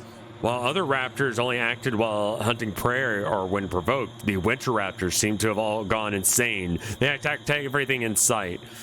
One was running back and forth, clawing at nothing. Even the sounds they made were different, more high-pitched and enraged. What else are they fighting? Like, you literally just said everything's dead aside from the monkey thing they just killed. Like, are they fighting each other?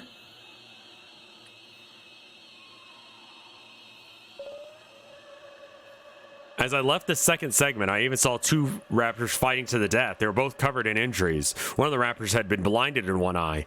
I took a screenshot, but I didn't stay to see who won the fight. Man, this guy is fucking on point with his screenshots. I only had to get through one more segment before I was able to go back to the board screen. But in this segment, I was no longer in the winter forest, but instead in a very empty, grassy plain with a bright gray moon in the sky. The pleasant moon of the winter forest part 1 had returned. Immediately, I started to feel dread. I know this is going to sound crazy, but it's the absolute truth. The game made this level from one of my memories. My first wet dream. After a long stretch of nothing, we reached the lake, and then the moon moved down from the sky and began to hatch like an egg. When it did, a curled up humanoid figure fell into the lake as the moon halves quickly disintegrated. I heard a splash when it hit the water, and a moment of silence, and the screen began to shake, and a new creature emerged from the water. And thus, I was introduced to a monster I called the Moon Beast. This was the only screenshot I took. I was focusing all my concentration on winning the fight. It was the most difficult fight yet, stronger than any of the previous bosses. This creature would have been hard to take down with Godzilla, and Mothra had seemed almost impossible. I suppose I would consider myself fortunate that this would be a weird-ass wet dream. I'm just gonna say it. But, I mean, you know. There you go. I suppose that I would consider myself fortunate. The beast lacked any attacks like Giga and Saul, because if it had, I would never have won this. I barely had 3 bars of health when it finally killed this abomination. But what happened afterwards is hardly what I would call a reward. I've been trying to keep my promise and suppress this memory for years, but it seems as if I have to get this off my chest. It's a very painful memory for me. The game already knows about it, and I think you should too. I'll tell you the important parts because I don't like bringing this stuff up. Experiences back into my head unless if I have to. Back in middle school, I had a girlfriend named Melissa. She suffered from some kind of mental disorder that caused her to go into episodes. Oh no. We're gonna have a crazy friend? We're gonna do that arc? Here we go. When she was in an episode, she would just stand or sit perfectly straight and still, and her face would instantly lose any expression that she had before. She would speak very clearly, without any hint of emotion. People with mental conditions are evil and crazy, and they might do anything. But yeah, no, I'm sure this creepypasta will handle this well.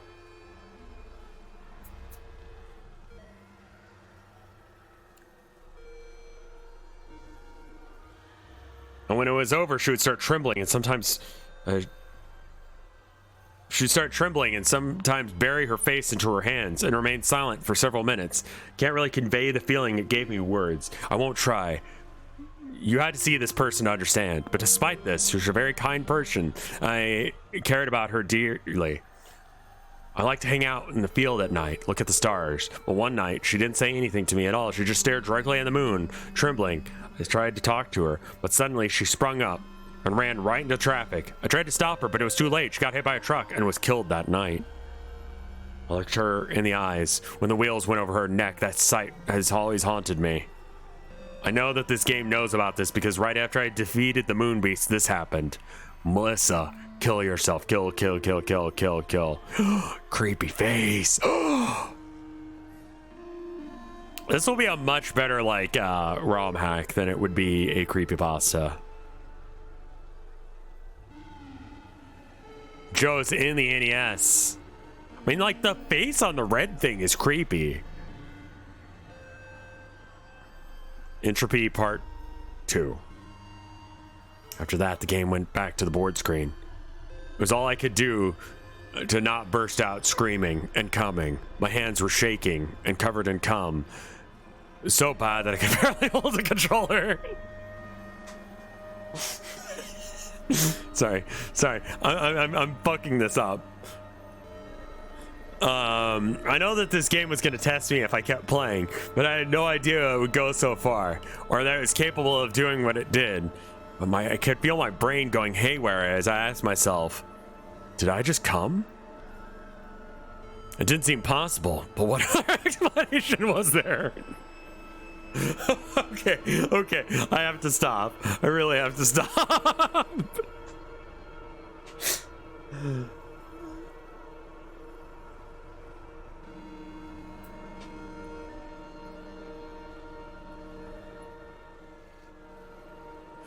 Rev, you're writing a shit. Didn't come, but did come? I'm sorry, he's confused. He doesn't know.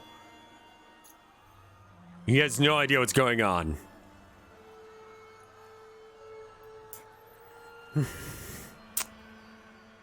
Trying to spice things up a bit. This is fine. I like the art. I like the art the most. I kind of feel like I have to drudge through the words in order to get to the art. And the art doesn't have as much impact unless you read the words. So it's like reading a picture book with too many words.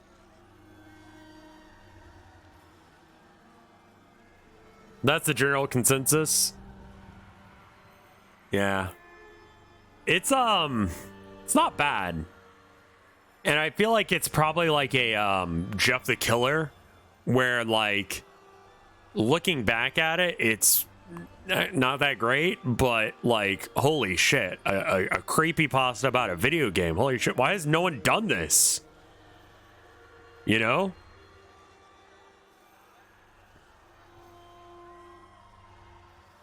It's a piece of history, you know? The fact that it's like not that great, like I said, it's like Jeff the Killer. When you actually go back and read it, you're like, man, this sucks. All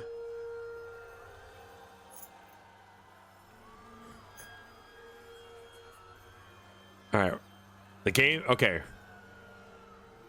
It didn't seem possible, but what other explanation was there? It was then I could no longer deny what now seemed obvious. I'm into kaiju sexually, and that the game is alive.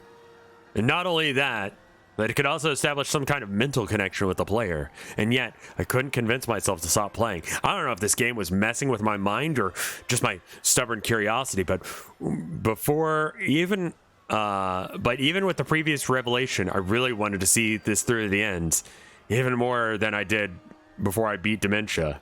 Terrifying as it might be, or even dangerous, I knew that if I quit playing, I'd never be able to stop thinking about it. Or even if I tried to restart the game, I might have to go back to being normal again. How many people ever get to witness something like this firsthand, let alone take screenshots of the whole thing?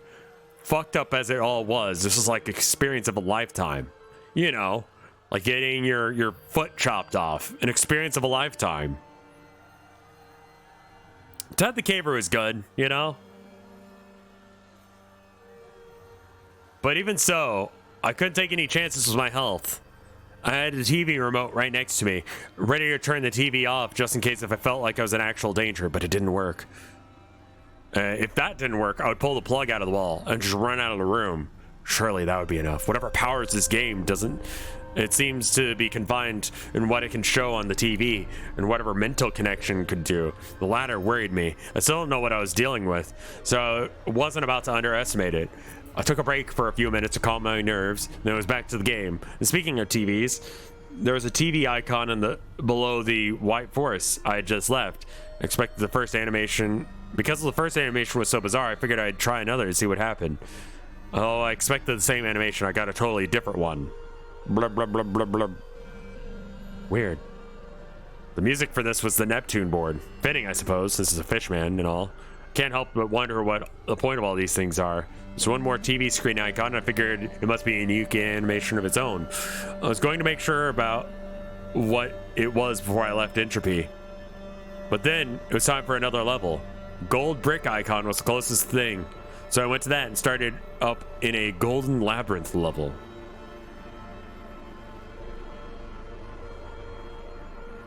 My health and power were filled.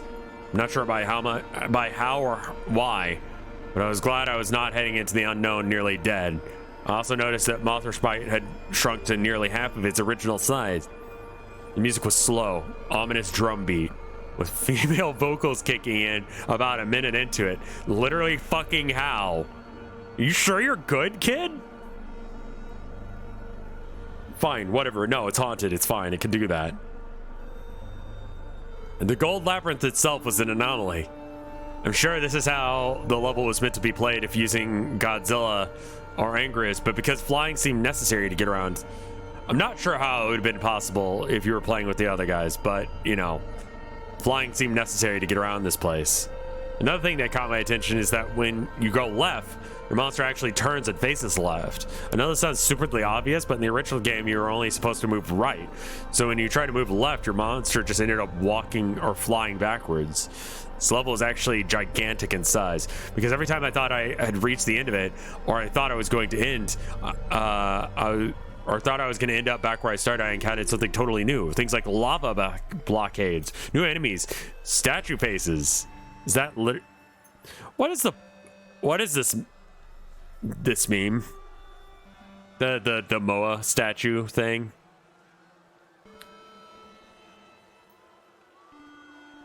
Can you imagine if he was describing all this shit, but it was like regular screenshots of like not this game or something?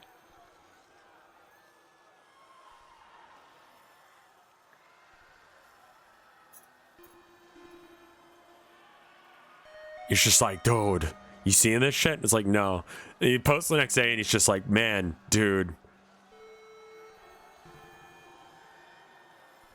Screenshots of totally normal Godzilla. He's like, dude, there's deer and they were chopped to pieces and there's blood everywhere. And it's just like Godzilla just standing there.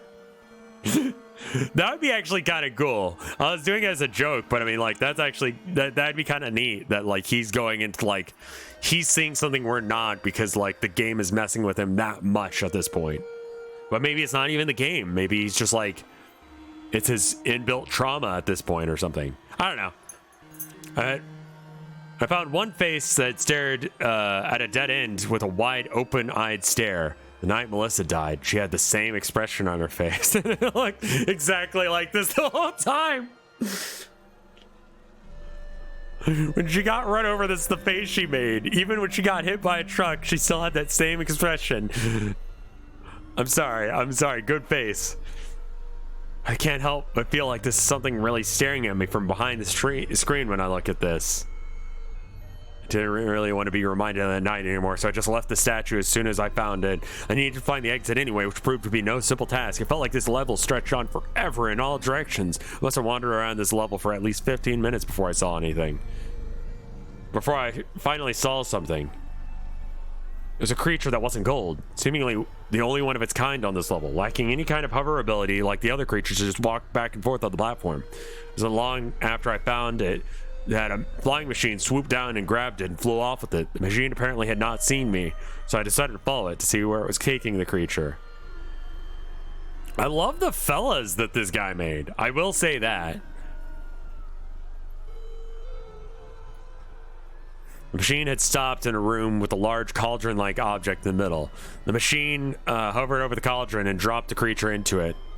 The creature emerged from the hole in the cauldron side, now adorned with the same gold color as everything else. The machine flew off. Not really sure to make of this, but I'm glad I came, because I found the exit soon after. When I got back to the board, I realized that the bosses hadn't moved at all. A bit odd. It didn't bother me. I made plans. Made planning my route throughout Entropy easier.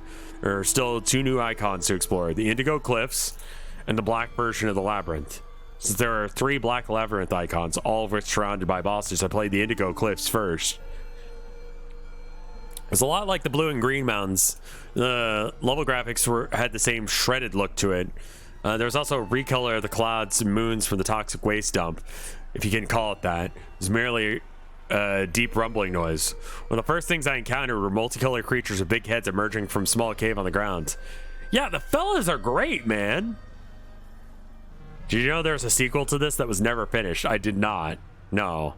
It sounds awful, actually. This kind of seems like a one-off thing, you know? Not something that you do another one, right? Having no other way to go, I followed them on their route.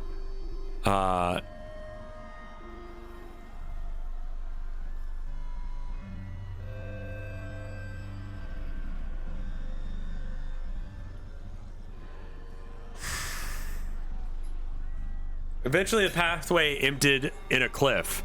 I was shocked to see that upon reaching the cliff, all the creatures began jumping off into the abyss. I've seen enemies walk off cliffs before, but I've never seen an NPC commit mass suicide like this. I've never played a video game before. It was a very unsettling way to start a level. I continued on, flying over very strange animals like the ones shown here. Yeah, like the creatures are great, man.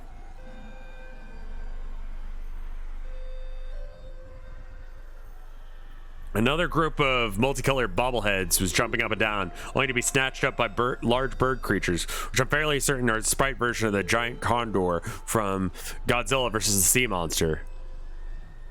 I defeated some of the condors in battle, but it bothered me that these bobbleheads seemed to be so eager to die. If the game itself is alive, perhaps the creatures in these levels are also alive, and some of them have some have very unhappy lives, if this behavior is any indication.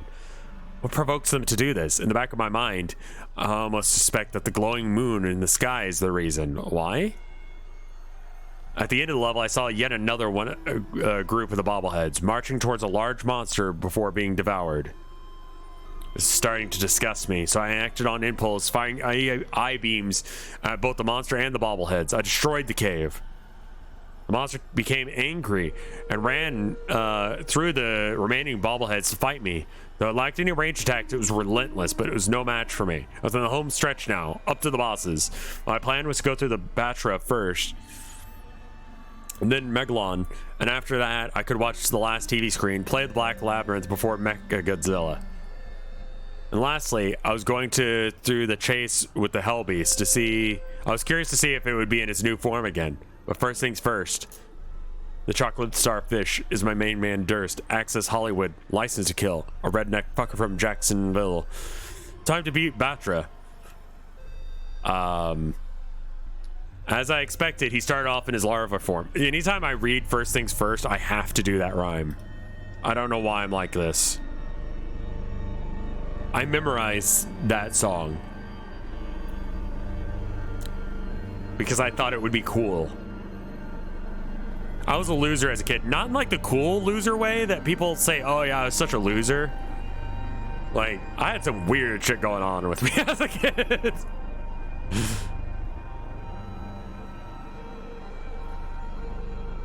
No regrets. No regrets. As I expected, he started off in his larval form. The music was Varen's battle theme. Whenever the game put up a new Godzilla kaiju was more than one form, the other form was always shows up.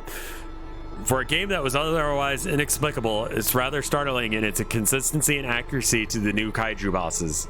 The first fight started off simple. Larval Batra fought in a similar fashion to Magma did, charging back and forth, occasionally firing off laser from its horn. During the fight, I noticed that Mothra's combat abilities had been altered in my favor. The iron beams did twice as much damage as they originally did, despite having no idea of how much health the thing normally does. Fine, it's fine, it's fine. It's fine. I guess the damage is consistent throughout the game, rather than like, you know, whatever.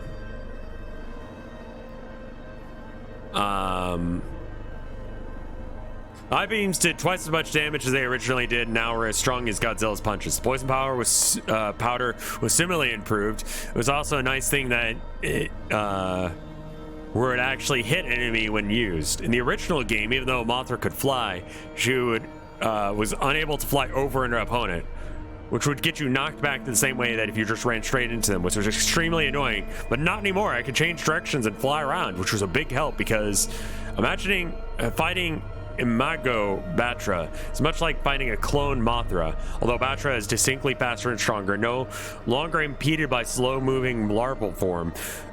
Imago Batra was a fearsome opponent. Though it lacked the horn lightning, it now had a new, more powerful beam eye.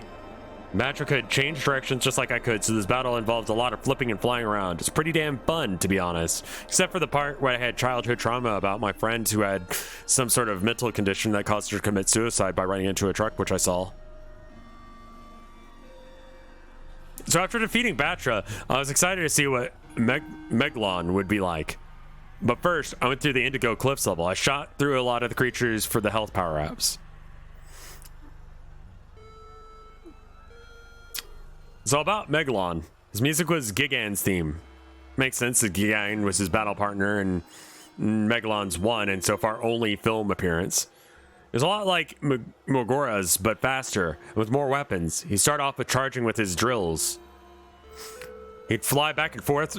I'd like to fly back and forth around him, but he seemed, which seemed to really annoy him. After a few seconds, he'd step back, turn around, and start spitting out grenades. These were a pain because they'd bounce when they hit the ground. Lastly, he'd start spamming his laser beam. It only went straight forward, so it was easy to duck under, and then shoot him with I-beams. Overall, I describe him as strong, persistent, but dumb. Now we're nearing the end of Entropy, and I had to take down Megalon. Start up the last TVs. I will say, like, the detail given to the boss fights is actually kind of cool. Like, making this game, like, it's fairly well described, you know? You could do it. I mean, people are, but, you know, it's cool, right? I was nearing the end of Entropy. I just taken down Megalon and started up the last TV screen to see what I'd get this time. It was rather unpleasant. The music was for this gruesome scene was the password theme. Couldn't figure out why this animation was so sinister and violent in comparison to the other two. The whole game seemed to be growing more malevolent. As I went on to finish Entropy, I began to feel drained. It's hard to describe. Like I suddenly became tired, and like I wasn't before. Most likely it was just tension from all that had happened in this game getting me to me, but who knows? Last level on Entropy was what I'd like to call the Shadow Labyrinth. Scenery was recolored from gold to black. Music was an evil ambience similar to the unforgiving cold loop, but distinctly different.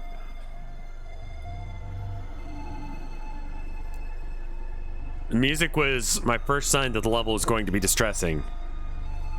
I traveled to the maze for about a minute, and I noticed there weren't any creatures hovering around. It was an odd transition from Gold Labyrinth, which were overrun with creatures, to this level that had nothing at all.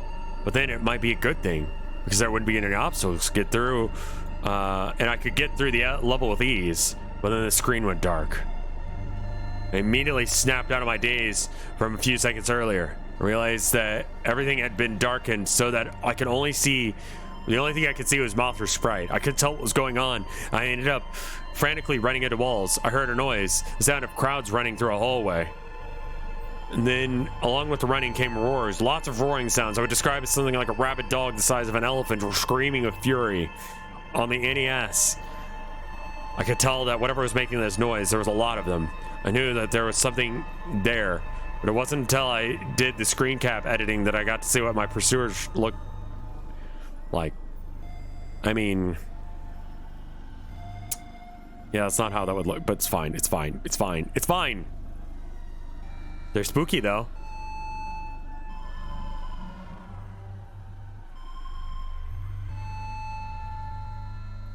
But this time, I couldn't see where they were or where I was going. I was literally running blind. This mob of beasts eventually caught up with me, and all I could think was, no.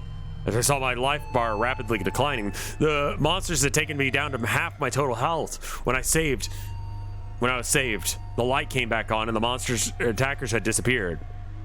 So my challenge of the rest of the level was revealed. Find the exit before the level's lights go out and a pack of monsters maul you to death. I was in panic mode now. I was moving as fast as I could while trying every path I could find for a way out. I played through the level and the lights went out a total of 3 times. The second time, I would have been dead meat had it not been for the wide-eyed statues. As I stayed close to it, the monsters seemed to avoid me until the lights came back on. The statue warded them away. Somehow, I felt safe as long as I stayed near the statue that reminded me of my dead girlfriend. But at the same time, I had to leave to find the exit. The Shadow Labyrinth turned out to be much smaller than the Gold Labyrinth, as it only took about 6 minutes to navigate till the end. But before the exit, there's a row of halls leading straight down, with no way out once you entered. You either got to the exit before the monsters reached you, or you died. Thankfully, I made it out. One more boss, Mechagodzilla. I started the battle, and then I got something unexpected.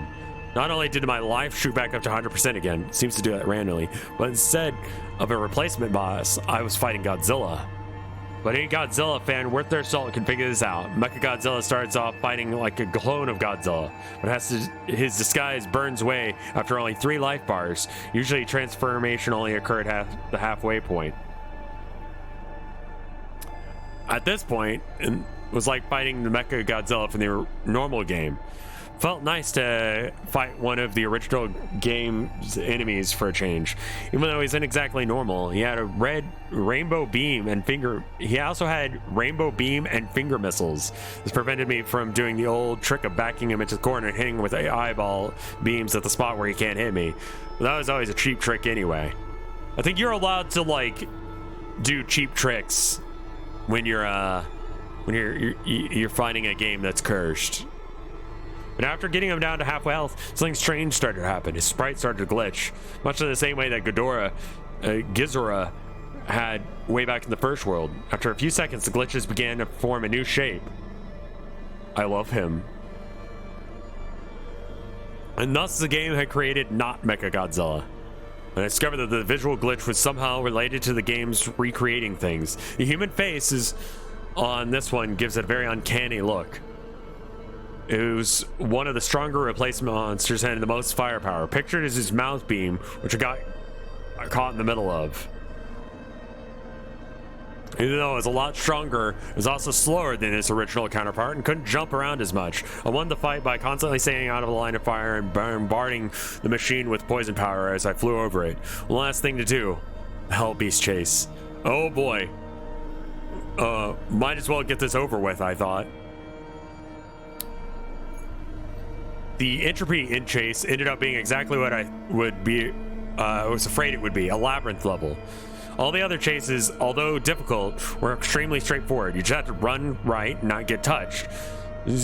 But this took all the simplicity out of it. There's no telling how big this labyrinth would be or where the exit was. And not only did I have to constantly backtrack to find my way out, but I also had to avoid getting one hit killed by the red monster.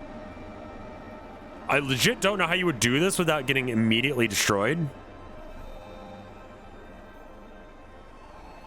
Like, it moves at the same speed as you, so if you ever get a dead end, you lose. Save's coming.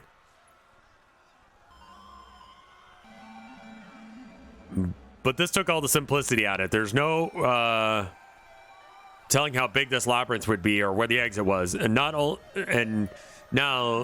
did I have to constantly backtrack to find my way out, but I also had to avoid getting one hit killed by the red monster. For those first 30 seconds, it did not show up, but I knew it would, so I started picking up the pace as soon as how do you pick up the pace? You can't. You move at one. Okay. It was essentially a flying form who flew with bat-like wings.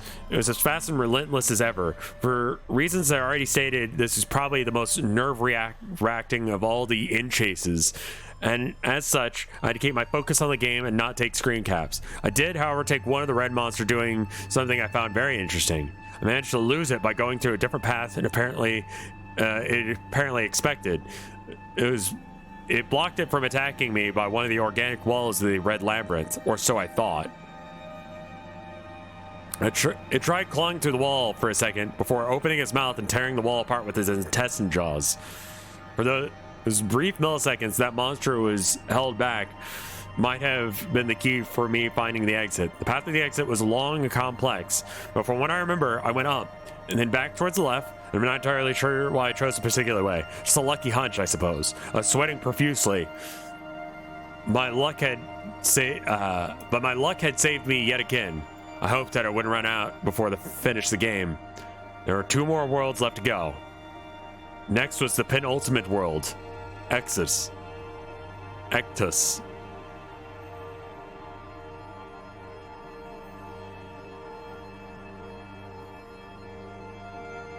Yeah, he's got a capture card. It's fine. Yeah, I just sort of accept that. God damn, this thing's fucking long. I think we can finish this, though.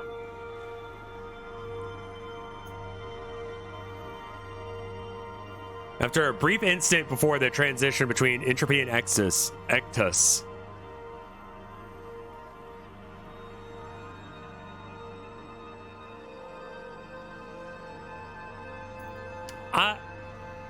Creepypastas sometimes ask you to, like, suspend your disbelief, but I figure good horror doesn't require you to, like, completely ignore everything.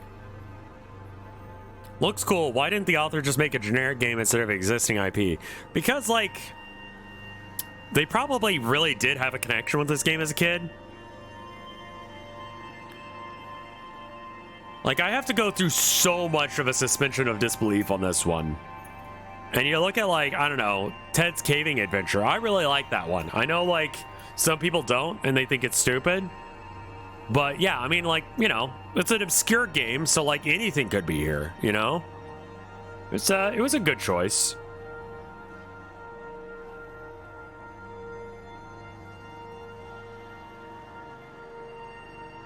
The brief instance before the transition between Entropy and Exodus, I was hoping I would get Godzilla and Anguirus back. I don't know how to pronounce that. As the board appeared, I saw that my wish was half granted. I had Godzilla back, but no Anguirus. I would have preferred both, but despite Anguirus' neat ability, I would have chosen Godzilla if I had to pick between the two. Ectus had 2 different colored temples, white and pink. A pyramid, it looked like the same modern buildings. Some modern looking buildings. 2 icons that I couldn't figure out at the time. The TVs?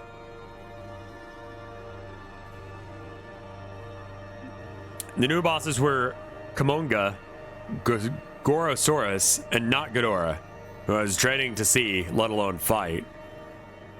With Godzilla back, I was excited to, again, and eager to explore, yet still cautious. I went to the quiz level first, just as before. This time the face questions were more random than ever. Do elephants breathe? Yes. Have you ever been... Hi, cute stuff. My wife's in chat. I love you. Hi. Wife in chat.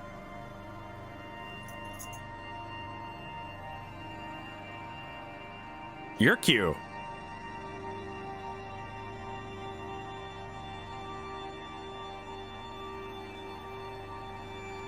We're gonna skip these 2 because I don't want to get demonetized completely, but definitely go for a vibe at this point.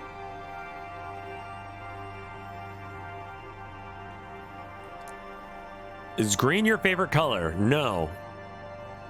Is the computer the pinnacle of modern technology? Yes.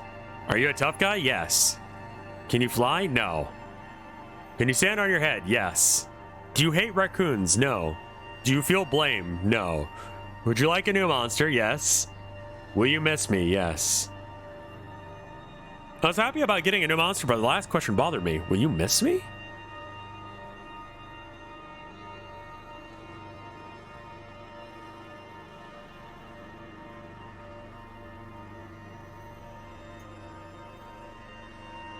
Is face referring to when I finished the game, I thought? Since the revelation of the game's truly otherworldly nature, I wasn't sure what to think of Face or anything else in the game.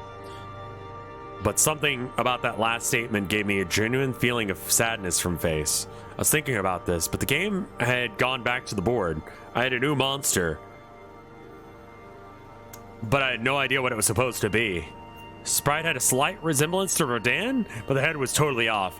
I moved this mysterious newcomer to the white temple icon and started a level. When I started a level, the screen appeared with the text, "Find the gem."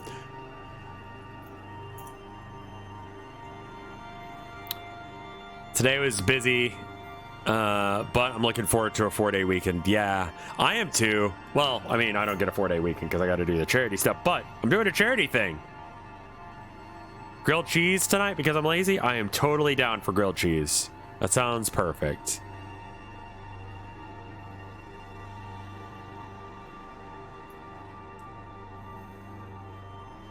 Presumably in the instructions for beating the level.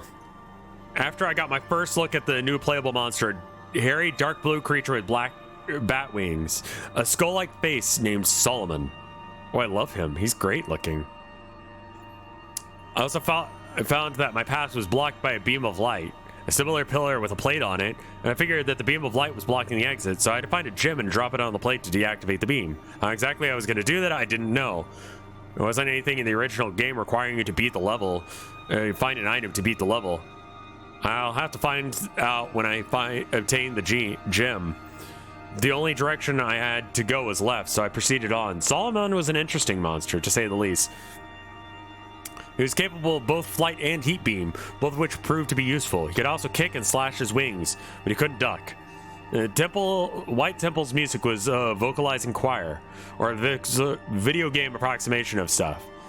It's hard to describe, but it had a very holy sound to it. I love, like, honestly, this guy should probably do this, you know? I'll make you some when you finish. Love you. Okay, I love you too, sweetheart.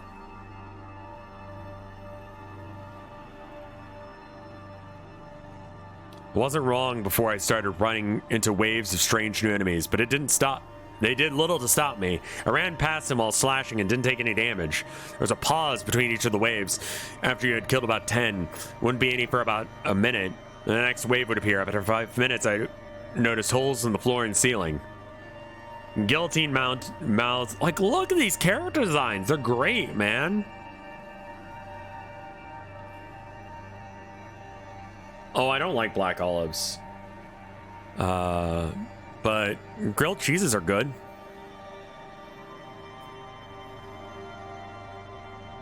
Guillotine mouth creatures would rapidly fly up and down in these crevices, so I had to time my jumps because I didn't know if I'd get another shot at this. Luckily, I managed to get through without a scratch. I'm just lucky, I guess. I find myself at the end of a hallway, missing some sort of mini-boss.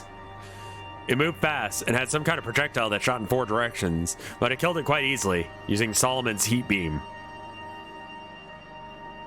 When the battle was over, I had my gem, which was inside the creature's head. I love that he has like a little dainty hand that he picks it up with. It's adorable. I left the stage, and I was shown what was probably the strangest quirk related to the Solomon monster. Still the best, 1973. This is the meme that you guys are referencing.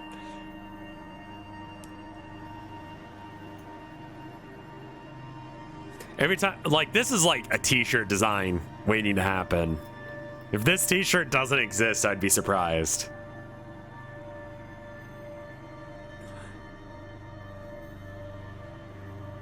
This thing was intended to be turned into a meme. I see. I see.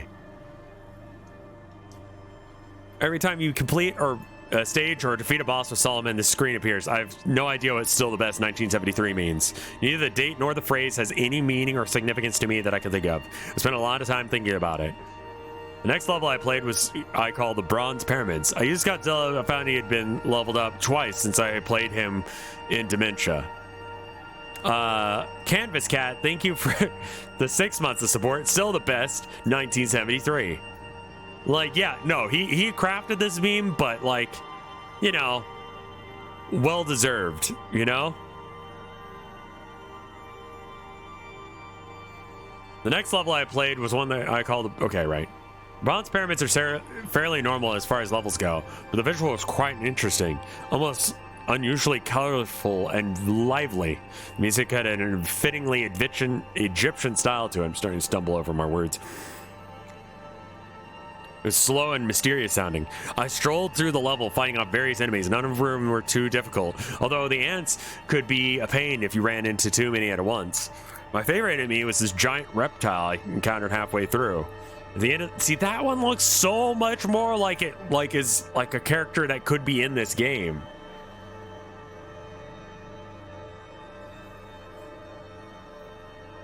At the end of the level, I came across a giant pyramid and engaged in yet another mini boss fight. This time when it was a bit different because I had to choose between because I had to fight these two monsters at the same time. Oh shit. Individually, I could have been dealt with them easily. I figured that both of them, but by fighting both of them at once was challenging. I sped things up by tricking one of the twin beasts into barbecuing his brother by jumping when he uses his flame breath. Amazing. After defeating the monster twins, I noticed something strange after returning to the board. I was now able to move my monster piece anywhere on the board without limits. Normally, Godzilla could only move 3 spaces in a turn. Mothra could move 5. I really wish that I had, like, ever played this game before to just know that that was a mechanic, like, at this point. Like, not NES accurate, but better. Like, I'll accept this, you know?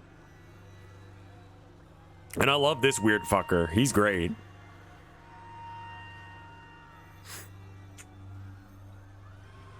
I want to try out Solomon some more, so I moved his piece over to the brown pillar looking icon with strange colored dots and started the level.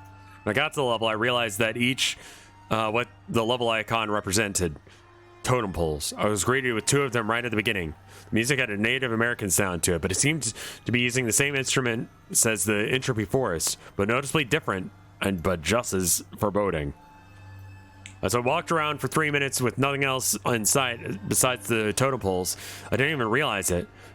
But I wasn't expecting another level with nothing alive in it after all the activity Entropy.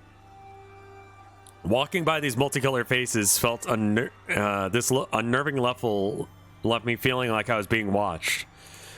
After about 10 minutes, I started Exodus. After I started Exodus, I was already halfway through. I was getting back to the totem pole level when I tried out one of the TV screens to see how strange they were this time. Even more strange than before, apparently. The music for this is the Uranus theme. I switched back to Godzilla to play another level. The level was quite a surprise. It's a normal city level. The colors were gloomy, but even still, I was in quite a bit of shock.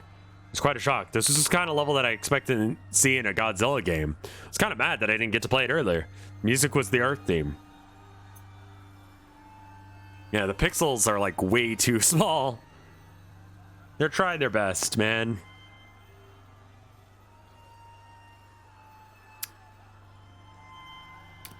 I found it strange that a level-fitting Godzilla game would show up this late, but no point in crying over spilt milk, I suppose.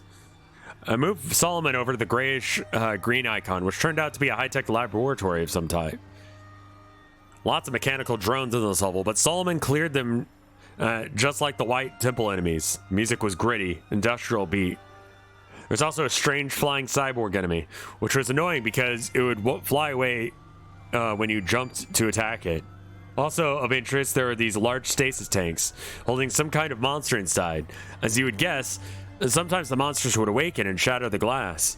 I tried to get past the stasis tank as fast as possible because the monsters inside proved to be vicious little bastards upon release. At the end of the level was an elevator, which I used to go down to the bottom level where the exit was. Along the way, I shot at security drones and it couldn't leave the elevator, so my only defense was the heat beam. Still the best. 1973. The last level type was a simple thing I call the Heart Temple for obvious reasons. Nothing but a big hallway filled with floating enemies shaped like human hearts. They're incapable of causing you damage, or so what you do is you run through the level, smashing as many as you can to get all the power-ups. One run through these levels would get your life meter back to full. I would greatly appreciate these levels later. Heart's temple music reminded me of a circus tune, and an overly cheerful sound, which gave the level a really weird feeling. Having seen all the level types, I chose to fight Gorosaurus with using Solomon. The music for this fight was Gizora's theme. During this fight, I realized that Solomon is overpowered. A single well-aimed slash can take down as many as 4 of the enemy's life bars. Due to this, the fight was over very quickly. Gorosaurus had no projectile attacks or anything else that could match Solomon's deadly claws. But it kept the fight going long enough to see that Gorosaurus would do his iconic kangaroo kick, which I was greatly pleased that he did. Is he the one that did? No, wait. Is this game just Godzilla fan? No, it's spooky too, because bad things happen. Someone died.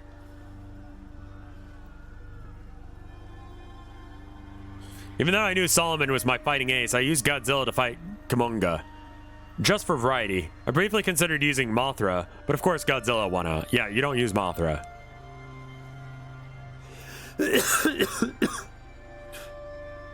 Kumonga was a simple opponent. No heat beams or anything, it just attacks by jumping on you, stabbing you with his mandibles. He also used his signature webbing move to stream to paralyze you. Once he got webbed, Kumonga would sometimes take the opportunity to attack, but mostly a way to buy time. Like Gazora backing you into a corner until time runs out. His music was Hedorah's theme. Gorosaurus and Kumonga defeated, with them defeated, I was at the end of Extus. Before I fought not Ghidorah, there was something I had to do. I wasn't expecting much from it, but for documentation's sake, I took a look at the other TV screen. This is what it was. I don't think there was much reason behind these TV screens. If I were to guess, some random uncontrollable manifestation of the cartridge's abilities. Or maybe it all makes sense to the game. Who knows? Anyway, Mr. Fawcett's theme was the Saturn music.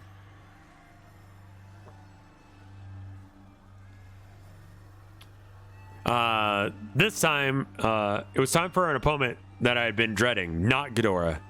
Though I'd gained courage with Solomon's combat abilities, I was still nervous. When I started the fight, I was immediately confused. My opponent was not Gezra. I defeated the imposter with a few strikes. Then not Morgura appeared. It made sense. In order to get to Not Ghidorah, I had to battle all the previous replacements first. Then I did battle them.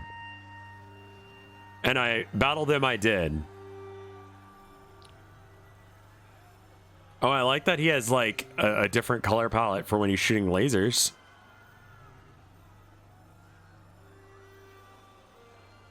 Are there like dead pixels here or floating pixels? Like what's going on with that?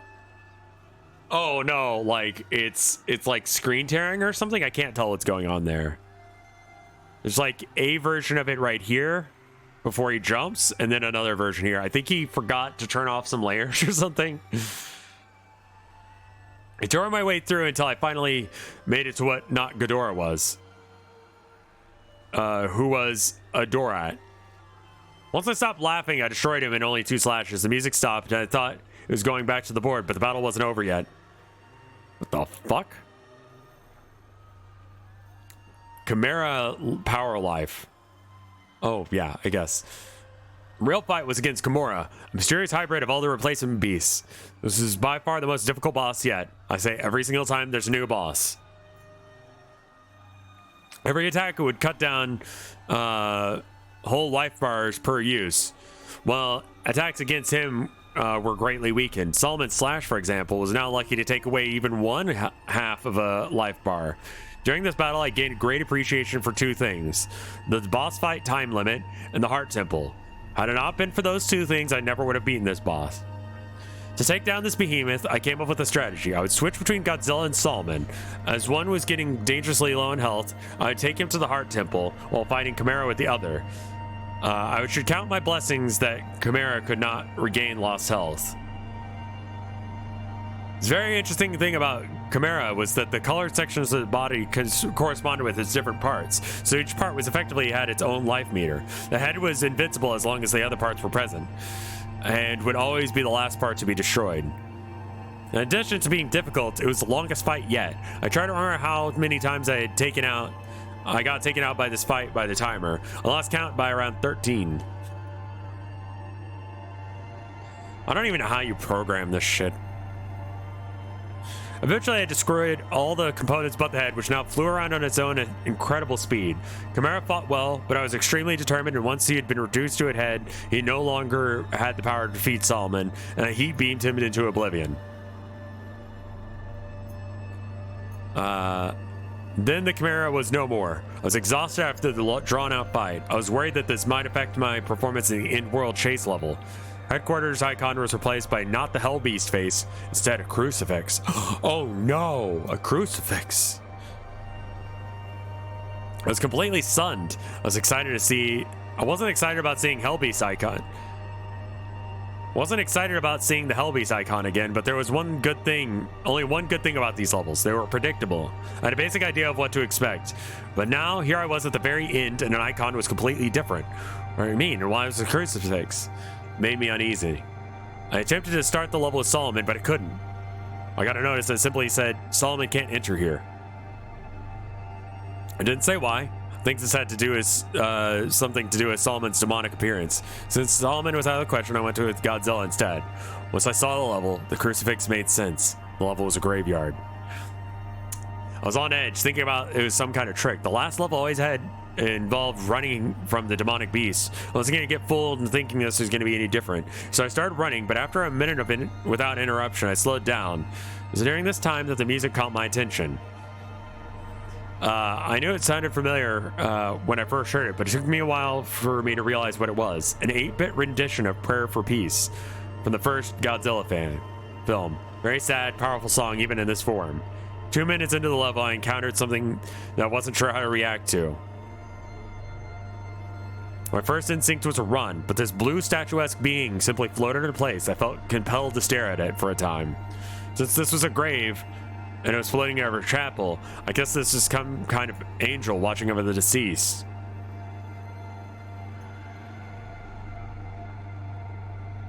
I would love that if in a new Godzilla film, they like randomly have someone wearing a like still the best 1978 shirt. Or even just say like, hey man, still the best 1978, right? And they're like, yeah, dude, best team of 1978. Just like a random reference to this bullshit.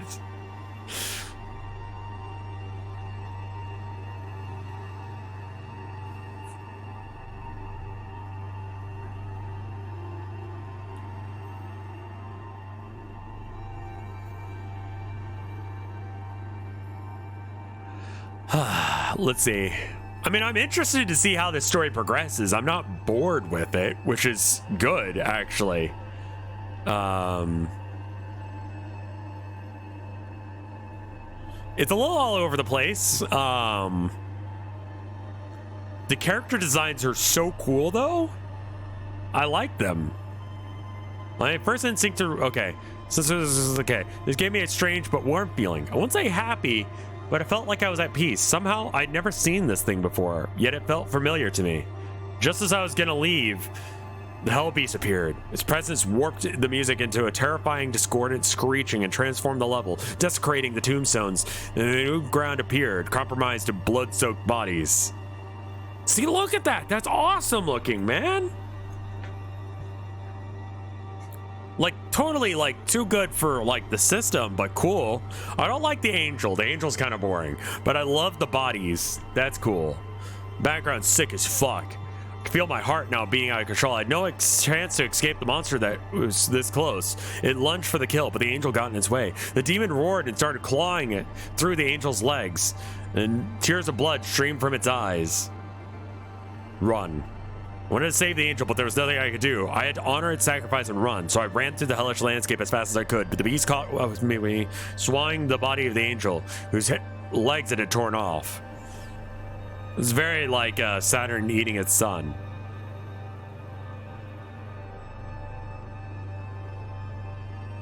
There was a kaiju game that was planned, even had a Patreon, which had both Red and Solomon as playable characters. Unfortunately, it was canceled. Ah, that's too bad. Sight made my terror change to anger, but now I found myself hating this horrible monster. There was no doubt in my mind that it was pure evil. I wanted it to die. When I got to the end, I remembered how I responded to my insult in trance, and I spoke to it, and I said, "You're gonna pay." This was its response.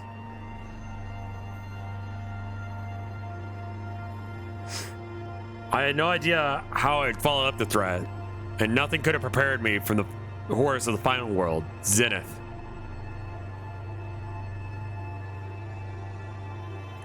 This looks like that one Wojak. He's pogging.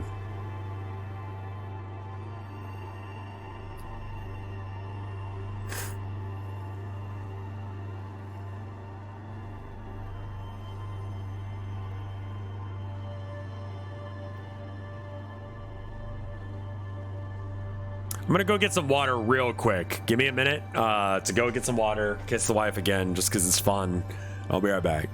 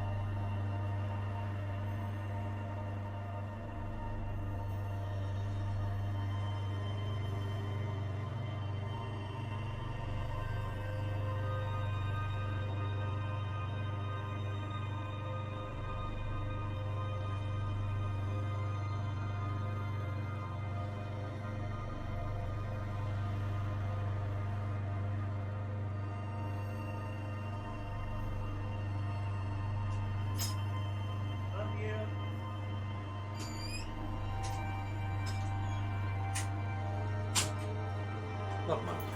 She's so cool.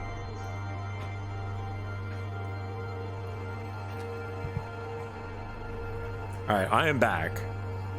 What did I miss? Didn't kaiju combat fall apart because of one character? No idea.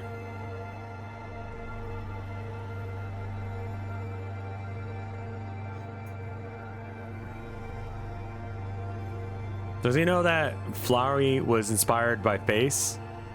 Oh, that's cute. That's cool.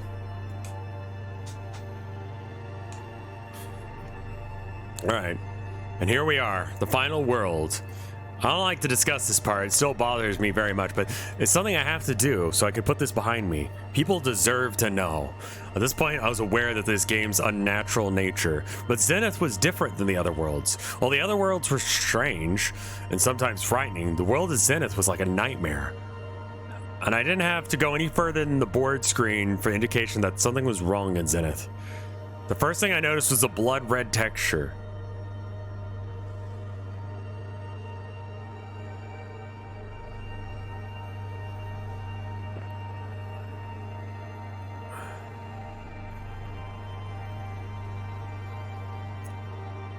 Kaiju Combat's the one with the furry insert?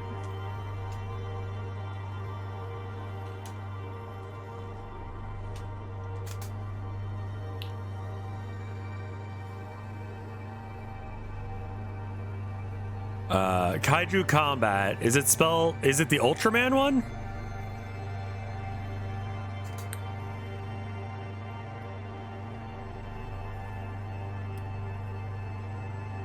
Yeah, it has to be, because you got red here.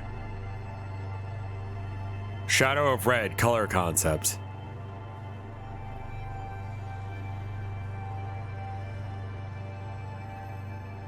Macrosaurus.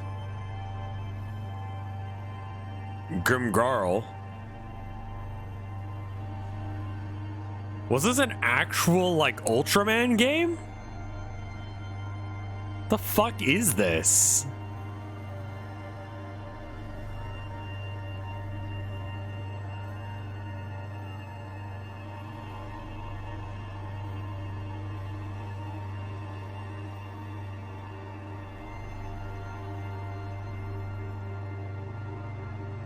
Fan made?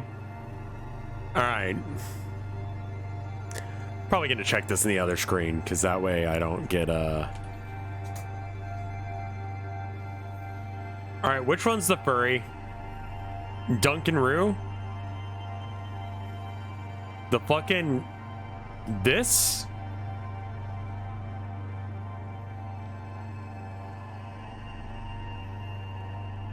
Is this like a, This strikes me as like Falco energy, you know what I mean? Why did it get canceled? Like it seems neat. Aside from the furry. That's a little weird. I mean, the design for Duncan looks fine. It's a little weird, but it's in the style, so I mean, you can ignore it. Duncan is also a climate change denier. Okay. Okay. Imagine asking a question and getting just a bizarre, probably accurate, insane thing. Wasn't just that as a furry, the devs themselves are extremely ambitious for the Kickstarter. Oh, it's one of those situations, I see. Okay. Slanderous rumors. Okay. I can't confirm any of that. I'll be real.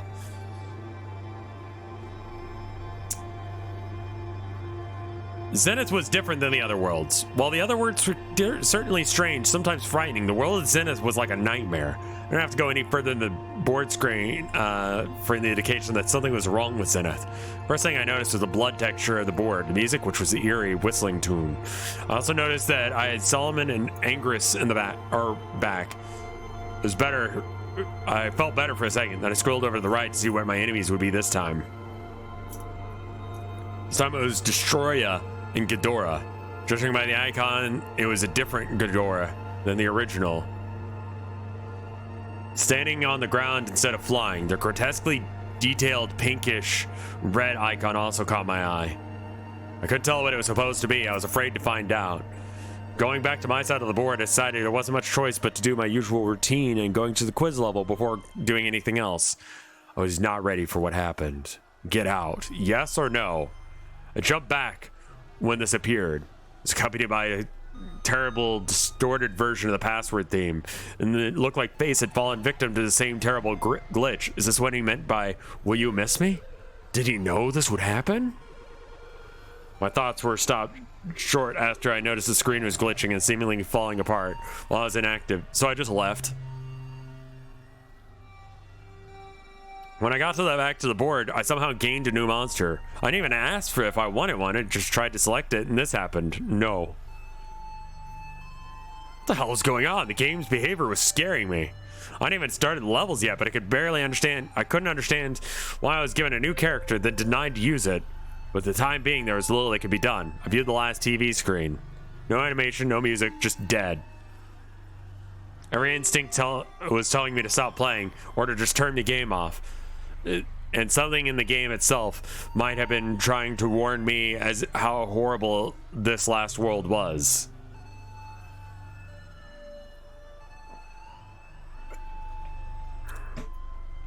I mean, we definitely crossed over to like SNES tier, but like whatever, fuck it. I don't even care. Something in the game itself had been trying to warn me about how horrible the last world was, but then every stretch of the way I was compelled to give up. I couldn't do that now on the last world. Besides, after taunting me, how do you know it's the last world? Okay, whatever. After taunting with memories of Melissa, I felt like the game owed me some answers. The first level was the Red Temple, or at least I thought I'd be familiar with the level graphics if nothing else, but I went in and it's Godzilla and the monster I was most familiar with. Godzilla had been shrunk, the level and score meters had vanished, the Blue Temple statue faces were back, and the music was similar to the Blue Temple as well. Also strange, haunting vocalizations. I tried to get my spirits up by thinking, well, if this level is just like the Blue Temple, then it might mean there are no enemies to deal with. I was wrong. After a short walk, all the eyes statues started glowing. A pack of beasts from the Shadow Labyrinth started charging me. Since they were coming from the right of the screen, I had to fight my way through. I barely had the reflex. The battle greatly tested my reflexes, but thanks to my speed, I plowed through the beasts. They gave off health power-ups after dying, which helped me recover the damage they had given me. However, as I continued through the hallway, the statue's eyes glowed again, summoning in another wave. Seemed like the same number of them. I was less prepared this time. Took more damage. I'd gone through 4 of these waves until I reached the end of the hall, where heat beamed the last of the monsters over the edge of an abyss.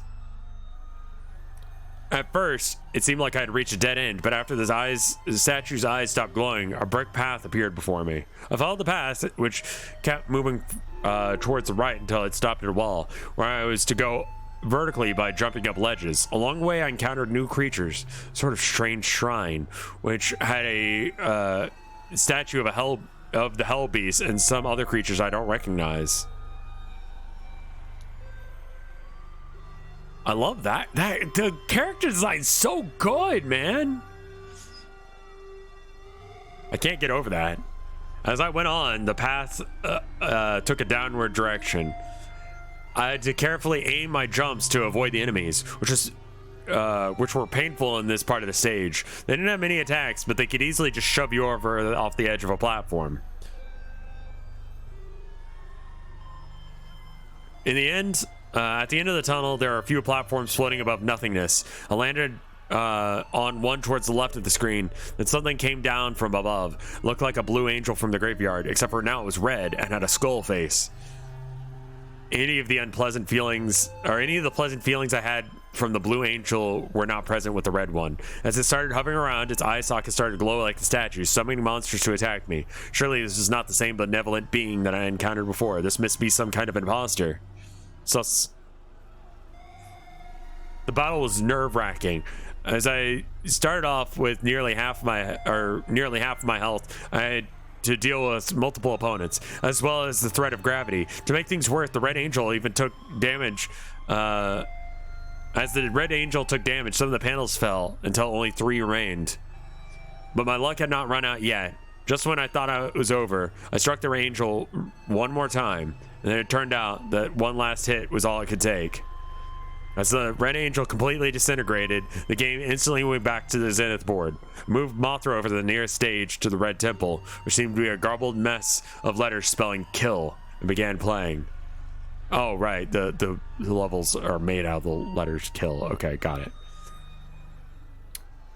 As I suspected, the levels graphics were all made of jumbled letters, like Mothra, just like Godzilla, and Mothra, just like Godzilla, was shrunk to half size. I began to suspect that all the Zenith levels would be like this. The background music was terrible. Like if someone put all the sounds the NES was capable of making into a blender and piece them back together into a sort of song. Also known as Imagine Dragons. I had to turn on the volume down because of it. Well, I remember these guys from something. Playing as Mothra made enemies easier, but they were nonetheless determined to get at me. First enemy I saw were Gigants. That was the one. Yes. Later, there were hybrid monsters pieced together from previous bosses, like blunt-headed things seen above. Okay, so that head, right. 5 minutes had gone by and I didn't see anything new, and the level shifted into another segment. The music changed from the loud, annoying beeps into something far more ambient and menacing. The level graphics had also changed.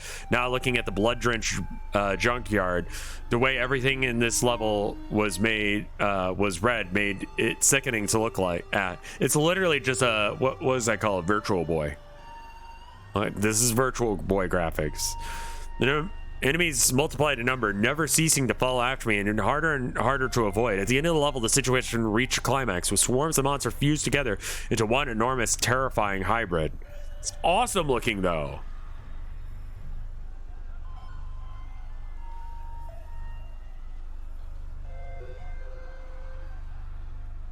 Once I had gotten through the initial shock, I discovered that the way to destroy this thing was constantly shooting eye beams at the Hedora cluster that formed its heads. If you attacked anywhere else, it would just regenerate the damage. Even with that knowledge, this was an extremely difficult fight. It was as hard as fighting the Moon Beast, if not harder. Comet attacks were lunging forward with his arms covered with gigansaws and blades. If it touched you, it would instantly drain health. When it was over, the remaining monster collapsed into a heap. Then, the ground below them started to disintegrate and sink down towards the bottom of the screen. When I came back to the board, I thought to myself, so, the game has been putting the easiest levels first. If that's the case, how bad can the rest of the Zenith be? With 2 levels down and 3 to go, many monsters, sorry.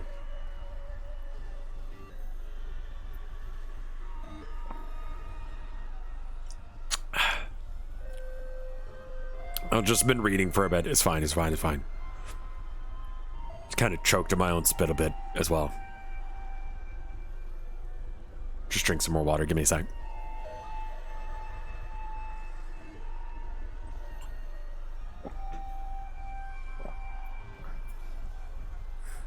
All right.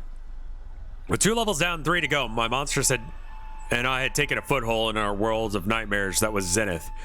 Next, what action to take next was more tense and difficult than ever before, but ultimately I had no way of knowing what the next level would be like, or how well my monsters would be prepared for them, so my only option was to guess. I tried to interpret what the icons in the next levels were ahead of me. The last level before the boss level was so obviously representing some sort of volcanic area with lava and open flames. The middle area icon I didn't get, except for it looked fleshy, and vaguely like an organ of some kind.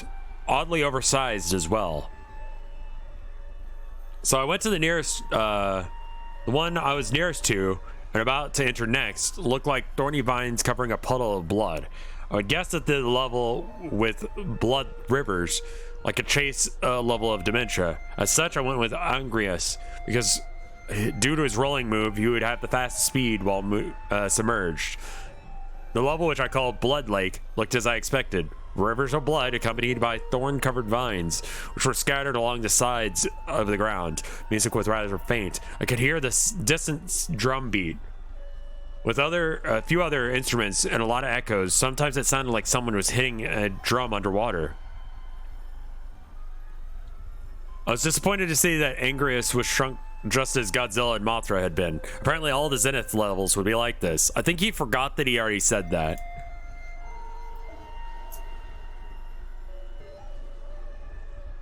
There are plenty of games with the hardest levels first. I can't think of them, but mostly games where you get more powerful than devs didn't think about that scaling. Yeah, I'm trying to think of some off the top of my head, but you're right, there are games like that. As I walked along without interruption for only a minute until my path reached a dead end. There's a massive gap between the ground where I was walking and the ground to the right of the screen. I would have swam across and continued walking to the right, but due to the huge mass of brambles in the way, there was nowhere to go. 2 creatures with gliding membranes on their arms and lampreys like mouths were perched across the outstretched vines and screeching at me, much like a crow does to invaders of its territory. Another unnerving display of possible sentience by the creatures of this game, if it's even accurate to call them as being of the game, that is. I descended into the blood, slowly sinking to the floor. Aquatic enemies were everywhere. They're hard to avoid. Black shark in particular was aggressive and hard to deal with. I was thankful I only had to encounter one. As the scene became more and more crowded, I swam up to the surface to find that it was littered with floating corpses. Creepy, but at least they're not a threat, or so I thought. That's awesome! I love them! They're great! So they all sprang to life and leaped on me, or trying to pull me under and draining my health as they did it. They all attacked as a group, but when I got one off me, another would jump on me from behind. I'd curl up into a ball and roll for them to loosen their grip. And when they did, I quickly retreated. Wasn't long until I reached the land path. A note regarding the brambles. You can only stand. You can't stand on them, but it causes pain. You can also destroy the vines, but only the thinner ones. I destroyed multiple vines as well as dealing with more enemies. I love this guy. He's great. I was interrupted by a screen. Mother. Screen was only for about 30 seconds. Then I went back to the level. I was facing another dead end with a pregnant humanoid creature being hanged from the top right of the screen by a spine/umbilical cord. Instantly, the creature's belly was split open, and from inside, a clown. From the lower parts of the body was ripped apart and fell into the river below. The Blood Lake's boss was revealed. Oh, okay. I don't like this guy as much, but I liked the intro of it. Like, this guy should definitely like be doing some like horror video games, because like the designs he came up with are awesome, man. He came flying at me, making a shrill hacking scream. I was forced to move back.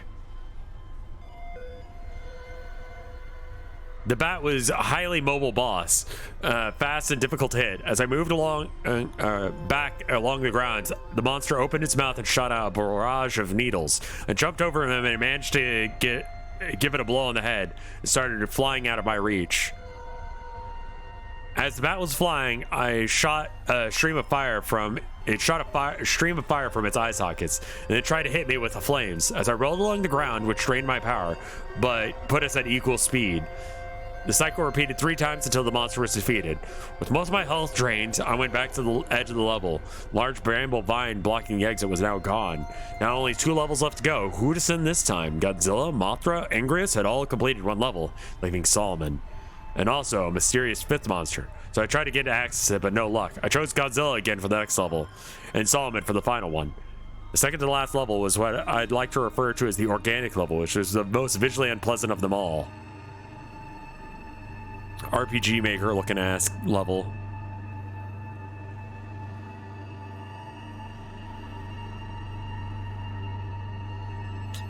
Right from the start, I could tell the graphics were freakishly different. The atmosphere is gruesome and foreboding. Addition of loud, droning music, I dreaded what I would see in these levels. It was only a few seconds before something appeared.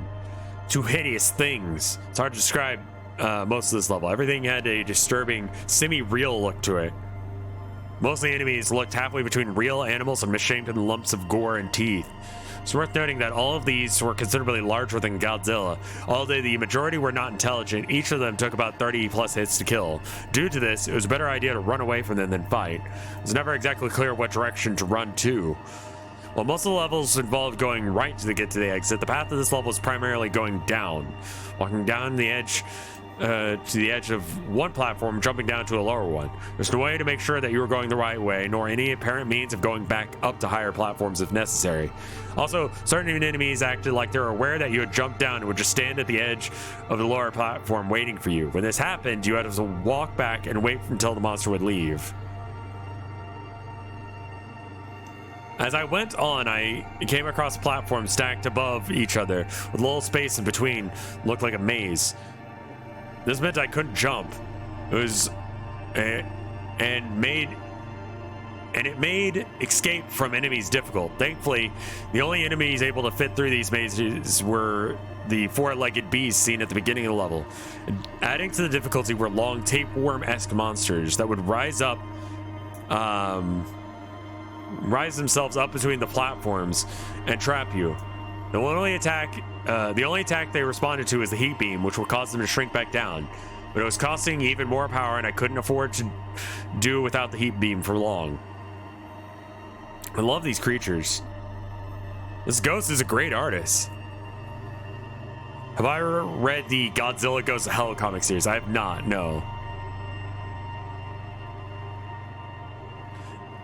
Trying to avoid the abominations that dwell in this level, I found that if you stand idle in one place for too long, the ground tries to absorb your monster.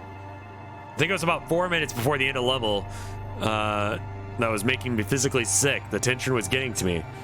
And having all these disgusting sights made me want to puke. I nearly did pause the game, look for a bag, but I was able to hold it together. It's about a trick near the end of the level, though it was too late for me to do any really good. Two different species of monsters would run into each other face to face. They would fight each other and leave me alone. I didn't intentionally cause this, it just happened. Finally, at the end, there was another boss fight. It was ugly, but it was not quite as horrific as I feared it would be. But more important than dealing with its appearance was defeating it, since I had less than half my health bar to start with, and there was no room for errors. Oh, it's Soki, I'm so sorry to hear that. Holy shit, that's awful. I hope you're feeling better now.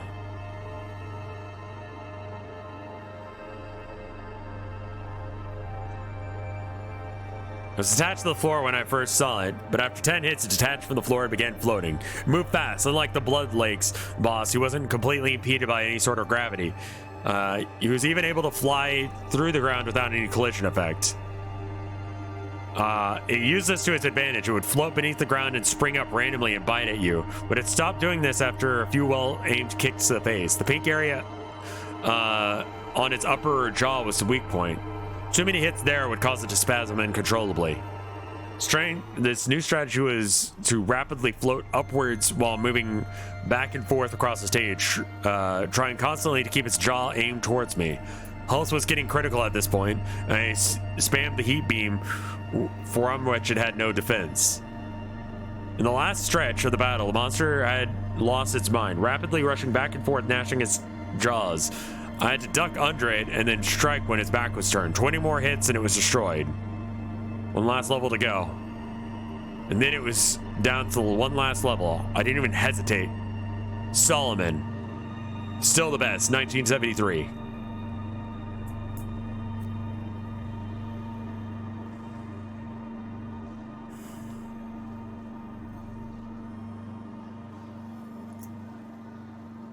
Perhaps a little too fast. This last level was definitely going to be a peak disconnect between what the NES was graphically capable of and what the game could create.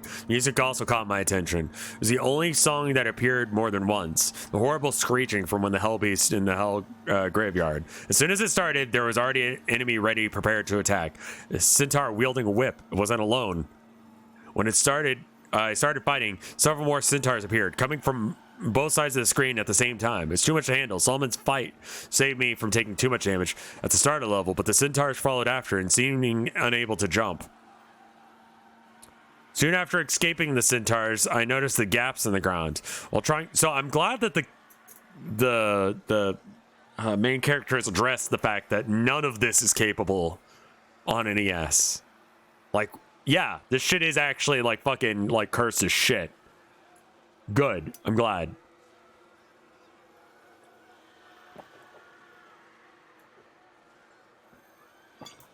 Demons have great graphical capabilities. After escaping the centaurs, I noticed gaps in the ground while trying to avoid the jumping sword-mouthed enemies in mid-flight. I got close to the surface of the lava and the creatures emerged to try and grab me. It didn't succeed, but I was startled. Careful maneuvering would be needed to avoid instant death here. As new enemies appeared, the level soon became very difficult. I got in a lot of trouble from the red stocky demons and stood on top of a tall, narrow mountains and spewed fire. I got by them by waiting until their back was turned, hitting them with a flying kick, which made them fall into the lava. It was at this time that I noticed that I wasn't gaining health from killing enemies. Not all the ground was stable. At one point, the ground was reduced to small chunks that slowly drifted towards the right. Some would sink into lava upon landing on them, and there was no way to tell which ones would sink and which one would not. Being this close to the lava added the threat of the lava creatures, which was also very frustrating. I was also feeling very hot, which made concentration hard. If you've ever had a heat rash, it felt similar to that. Periodically, I had to stop for water because of it. It's almost certainly due to the game, not my imagination, but I kept pushing the thought on my head. I didn't want to think about it. At the end of the stage, I encounter the boss rising from the lava. Its arrival noted on godly howling roar. When it walked onto the land, I saw how gigantic it was. It was several times the size of Solomon. I was able to fly up and attack it. When it opened its mouth, it let out a huge blast of fire. I had to dodge the flames. I had to fly to dodge the flames. Then, to get close enough to the boss to heat up the... And then had to get close to the boss, fire a heat beam at its face, causing it to stumble backward. If it didn't stumble backward, it would have kept moving left until Solomon was into the lava, as there was no more ground within reach. The beast had to wait between the use of its fire blast, as it seemed to cost a great deal of energy. I used this time to attack it. The fire wasn't its only weapon. I had to be wary of the monster swatting at me and its clawed hands. How's this a buff imposter? This is the sus? This is the sus? Fine. Demungus. Yeah, that would be how you pronounce that. Did you notice that he has a little sus? Fine.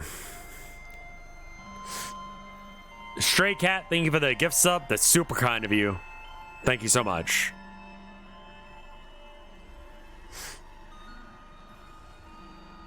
The fire wasn't its only weapon. As its health decreased, it moved faster, and the battle felt like tug of war between two monsters over this bridge of land. After about 40 hits, it was defeated, tumbling backward into the lava whence it came, and then the final stage had to be completed.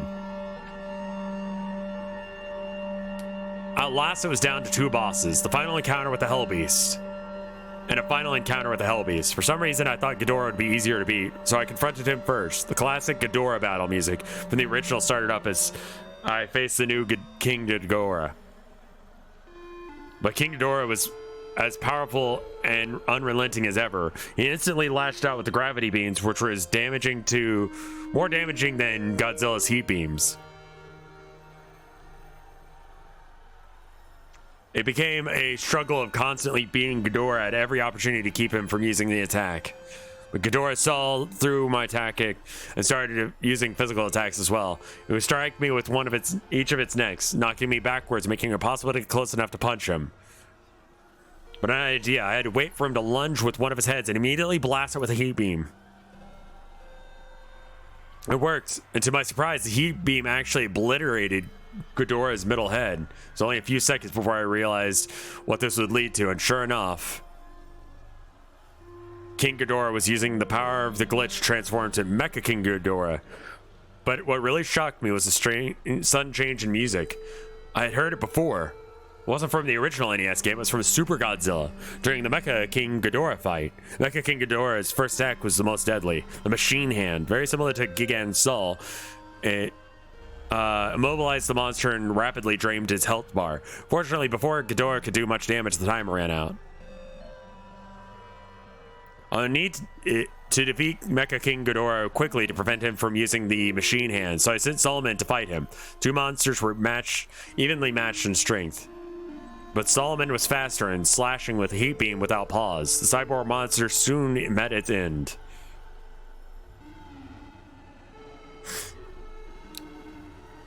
With Ghidorah defeated, I returned to the board and now outnumbered the monsters 4-1. The victory seemed close at hand. The base icon had changed to the blood red color. I could feel hatred emanating from it.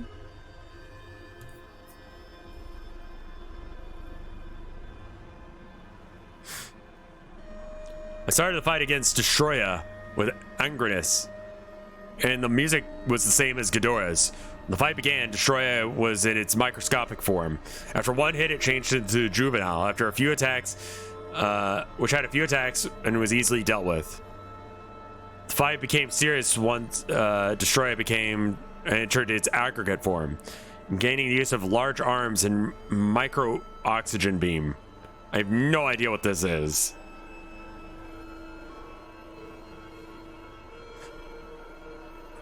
Angriest roll attack, which had been useful up till now, was rendered useless by Destroya's constant attacking me with large arms when I tried to use it. For this part of the fight, I had to rely on brute strength. Before time ran out, Destroya had changed to his flying form, which Angriest was ill-suited to fight against. Going back in, I fought against the flying form with Mothra, which seemed fitting. Doesn't Mothra suck, though? Fuck it. Mothra was weaker. Oh. I could literally read 3 more words than Angriest, but was much more well-equipped to dodge and counter flying Destroya's attacks. So the fight was in my favor. However, Mecha Ghidorah's fight music started playing, and Destroya changed to the final form sooner than expected, drastically turning the tables. Mothra's attacks were doing very little to Destroya, and I had to move furiously to avoid damage while waiting for the timer to run out. Even though it was near impossible to beat Destroya with Mothra, I still had 3 other monsters. Final form Destroya was very resistant to taking damage. The heavily armored foe would not be dealt with without a long fight. The very last part of the fight I wasn't using much strategy, just attacking as brutally and as fast as I could. Just button mashing. On its last bar of health, Destroya tried one last counterattack, a beam of energy from its chest. I didn't know how powerful it would have been because before it could fire, I punched Destroya in the chest cavity, destroying him. And that was it. The last kaiju boss of the game gone. In the midst of all of my excitement, I had completely forgotten there was still one last thing to do before the game was over.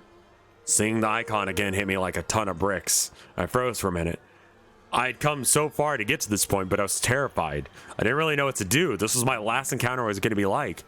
Before I could let myself think about it anymore, I moved Godzilla over and began the stage. You're here now. This is the end. Just one last thing, then it's all over. I will look at the other endings when this is over, yeah. And then the screen changed. There was nothing. Just Godzilla on a back screen. I walked back and forth, fired heat beam, nothing happened. Until I heard something. The faint sound of familiar drum beat. Red power okay, yeah. There you go. Time for red fight.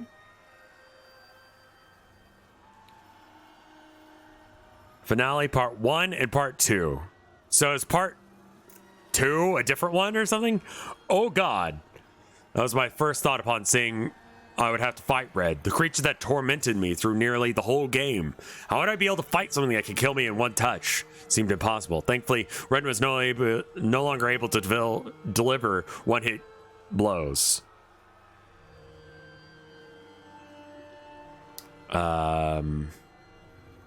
One-hit kills. But despite that, this is still the most difficult battle I had ever faced, in this game or otherwise. If I had any real comprehension of what I was getting into before I started this fight, I never would have done it. I very soon learned what a horrible mistake I had made.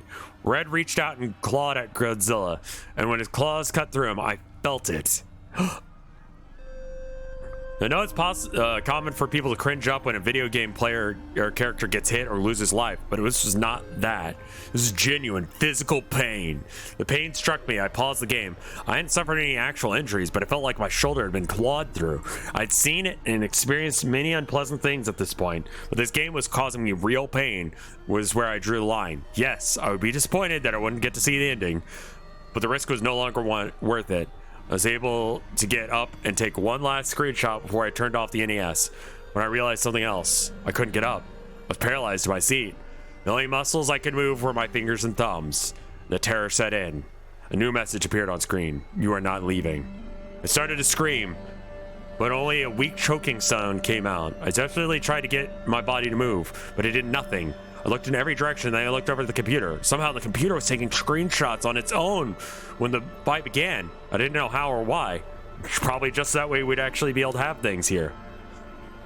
I mean, listen, again, it's one of those things that if they didn't, like, catalog this, then, like, there's definitely people who played this game or whatever, and then they're like, nah, it's just fucked, and they just didn't play it. Or they just collected the cartridge and just, like, it sits rated at, like, 78 or something on their shelf somewhere. Like, this is the one weird fuck who actually, like, went through the trouble of doing this.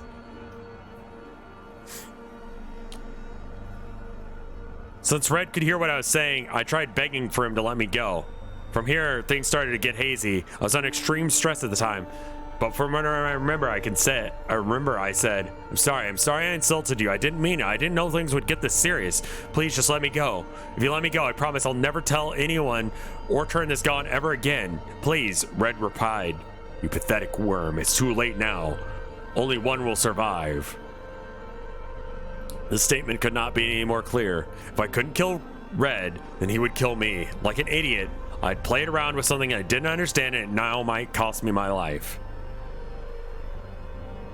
I stopped struggling to move and accept the reality of the situation. There was only one way to get out of this alive. I had to kill Red. It all went so fast. If there weren't screenshots, I might not have remembered any of this. Just like the chase levels, Red moved at a horrifyingly fast speed. There's barely enough time to process a thought.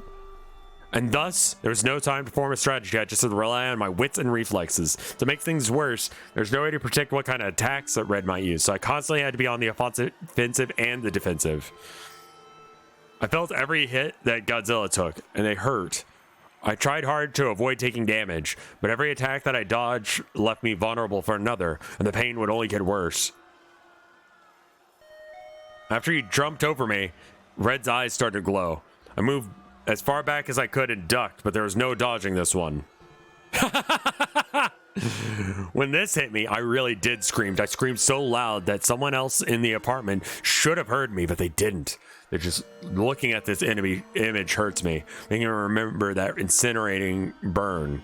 I paused the game because it hurt so bad, but Red unpaused the game and attacked me again, which made me furious. I immediately counterattacked with a heat beam again and again until the power meter was totally diminished. I wanted Red to hurt like I did. Just before the timer ran out, Red transitioned to his swimming form. I didn't think the timer would still be affecting battles like this, and I'm thankful that it did because it gave me a few minutes to collect my thoughts before deciding what to do next. I chose to fight Red's next two forms, the monster I'd originally encountered with. So Angrius was next. It probably wasn't as smart of an idea, but it's what I did. I jumped and he beamed Red in the face. He moved off screen where I couldn't reach him, and a wave of large mines started to fall from above. This felt so unfair. I shouted, if you're gonna cheat, then why even let me use the controller? Can't break the rules. Then he came at me, rushing from the top left of the screen downwards. Damn it! Now, I wouldn't even be able to see what his next attack was coming from. Red continued to attack from all angles. Get good, son, says Red. I constantly moved to swerve around him. Another 40 seconds went by as Angrius was nearly gone, but together we had forced Red into his flying form, so it's Mothra's turn next. Deciding to fight Red with Mothra was a terrible idea. Mothra was instantly overwhelmed by Red, and his life meter was devastated within 15 seconds. Once Mothra's life was down to 2 bars, Red did something I didn't see coming. He reached out and grabbed Mothra and ate her. Mothra was devoured, and I felt agonizing pain, like being crushed to death. Mothra had been killed for my stupidity, and I would share the pain. It was a short transition from the battle to the board, but it felt like an hour. The pain combined with the being unable to move was driving me insane. I wanted so badly for this to end. I never wanted anything so much, but I still had hope. There's one last monster left that could be brought to full health by engaging. That could be brought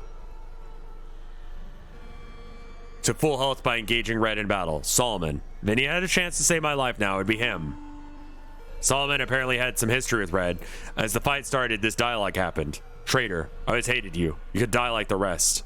I'd rather die than serve you. Well, Red took me by surprise again, immediately burning me with his demonic fire a second time. As much as it hurt, it actually worked to my advantage. Since Solomon started at full life, he had some despair, but now Red had used up all his energy and couldn't use his ultimate weapon any longer. Now he would die. As he drew close to the end of his life bar, Red turned his whole body into a face, turned to face the screen and flew upwards and slamming back down in an attempt to crush Solomon. When that failed to work, he tried to devour Solomon like he did Mothra, but he wouldn't be eating my monster this time. I thought I had won, but something was wrong. Red wasn't sinking to the bottom. I couldn't move. Red was still alive. Oh God! I'm not done with you.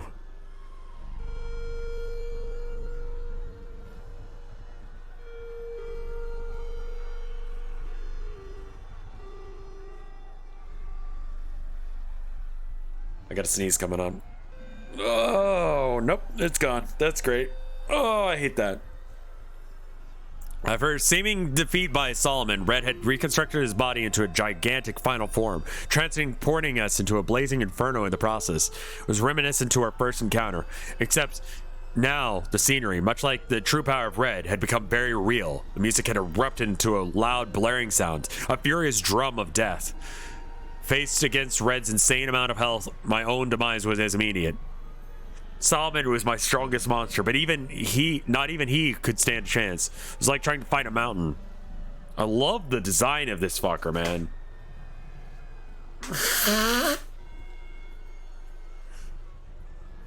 Oh, there we go.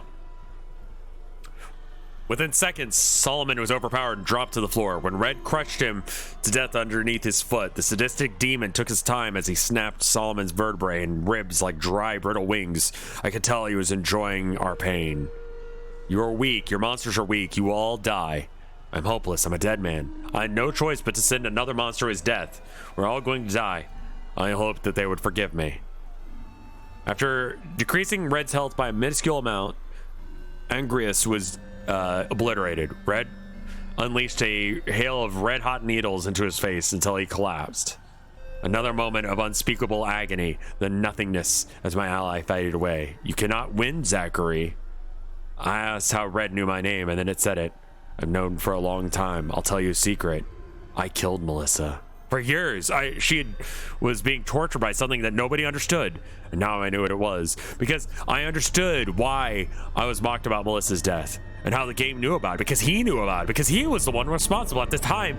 He was going to kill me. Send your last monster. I will end this futile struggle. Let's take it back to the board to send Godzilla to his final stand. Barely anything was left on the board. Just Godzilla's and Red's icon to end. The fifth monster. Amidst of everything that was happening, I'd completely forgotten about it. Trying again to select it, I cursed, I begged, I screamed at it to do anything to help me. To no avail. There's only one thing to do. And Godzilla just gets absolutely shit beaten. I knew Godzilla didn't stand any more of a chance than the rest did. But maybe now that all the other monsters are gone, the fifth monster would finally awaken. I managed to get the creature's icon selected. I pressed A as fast as I could. The icon started to shake as if it was trying desperately to move. Then Red decided he was done playing fair. Before I could activate the monster, he went for the killing blow, paralyzing my heart. My hand started to become numb and unfeeling. Even my vision was fading away. I still tried to press the A button. Game over. Red was surely breaking one of his rules.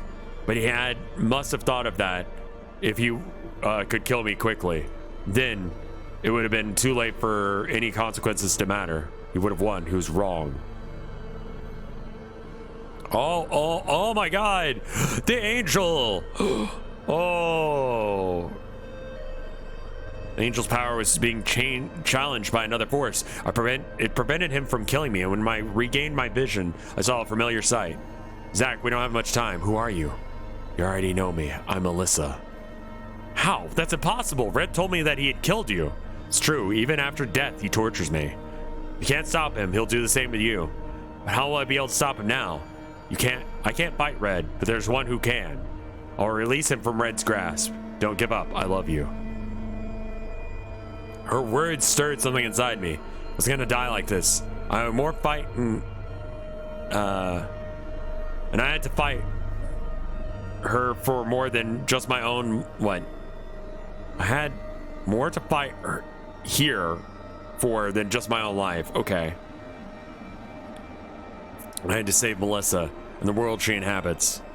With her help, the fifth monster was finally unleashed. It was time to end this once and for all. Together we would take down this damned hellspawn out of existence. I can't save you. Akius was by far the strongest playable monster in the game. He had to be. If he had any chance of surviving, his punch turned his hands into blades, which caused tremendous damage, but Red had more than enough life to spare. In the end, it would come down to pure skill.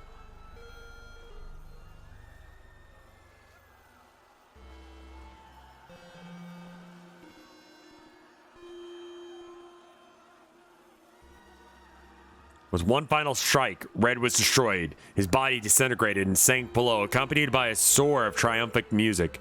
Slowly, the paralysis wore off, and I was able to stand again.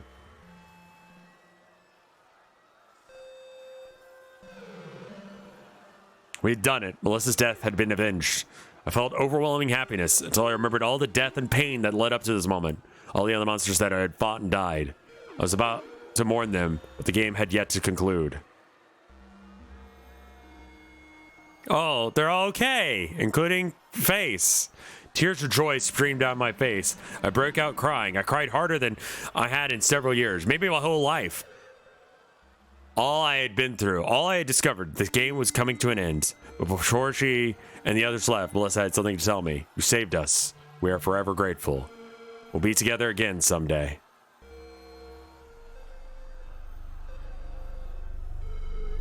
Wonderful. The power of love overcomes any cheap-ass demon.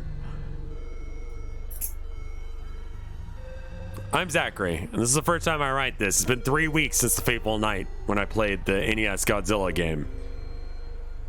There's an update to Steel Series GG. Thanks. No, I don't care. Maybe the real friends we met along the way were the kaiju.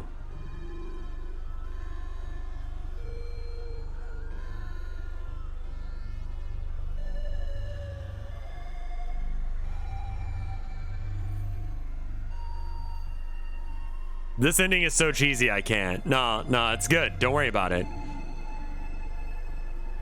I mean, this is a hell of a fucking sentence.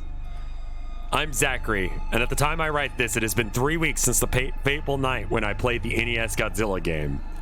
Like, going back to the night, immediately after I turned off the NES, I was able to start walking around again. The first thing I did was unplug the NES and take out the cartridge and put them in the separate sock drawers.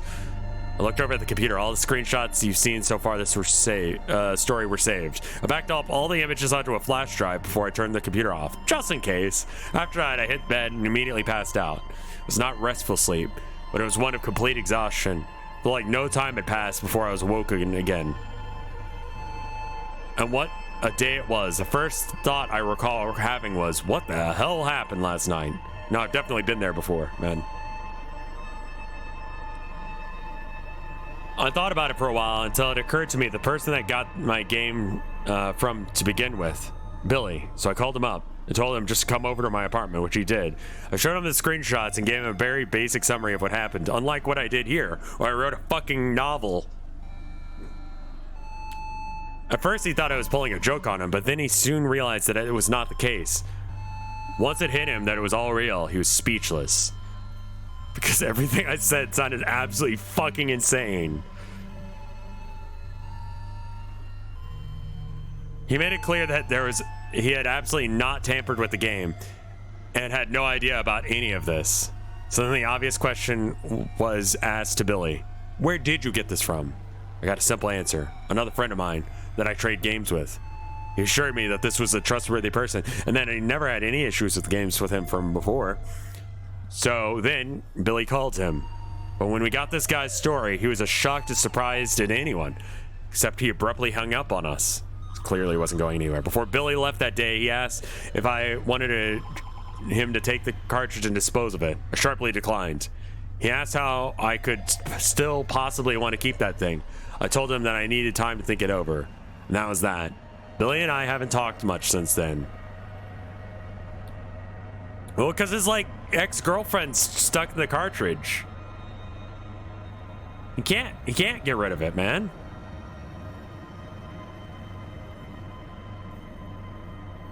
Before Billy left that day, he asked if I wanted to take him to take the car. Okay, right.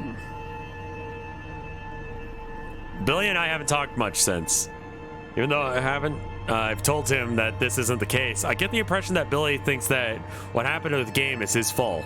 After that day, I did a lot of thinking. It's very hard for me to do anything else, really. I couldn't stop thinking about the game. There were so many questions left unanswered. What was Red? Was Melissa really in the game? How did she get there? Why did all this happen to this game? There's one question that kept me up for nights was, Red had said he had known you for a long time. How? Ever since then, I can't shake the feeling of being watched. Game made me ask myself questions about death and reality. So wait, none of the stuff that would get like, you know what? We still got story to read, so it's fine. I swear to God, if they don't like deal with all the edgelord shit that they like made me skip over, like that could just be cut entirely. It's stupid as fuck. Like, go somewhere with it. I'm totally fine with you using that as a plot element, but go somewhere with it, please. Constantly thinking about it soon became a negative impact on my life. I didn't just care about anything else at this point. By comparison, all the other day-to-day activities seemed pointless. I eventually decided that I had to choose between two things: to try and play the game again or destroy it. Tried several times to convince myself to try the former. I never got farther in plugging the NES in again. Just touching the cartridge made me remember all the pain that I felt during the fight with Red. Wonder if perhaps playing the game itself again might cause something terrible to happen. I didn't know anything about how this game worked. It was too risky. I wasn't sure I could stand another round of gameplay anyway. Then it was time for me to take the other option. Wanting to get some fresh air, I took the game with me and drove to the lake, planning to throw it in. I got up to the lake with the cartridge in my hands and I looked down at it. I thought of Melissa. What if what I had experienced in the game was really genuine? Doing what I did may have been the only way to save her from endless torture. In a way, this warped game might have saved her soul. Damn it. Once that thought came into my head, I knew I wasn't able to destroy it. So I sat down on a bench, gazing at the lake for an hour, and ultimately decided a third option: selling the game on eBay, of course. My ex-girlfriend's soul is trapped in this. I could probably get like $5 on eBay. Fuck you.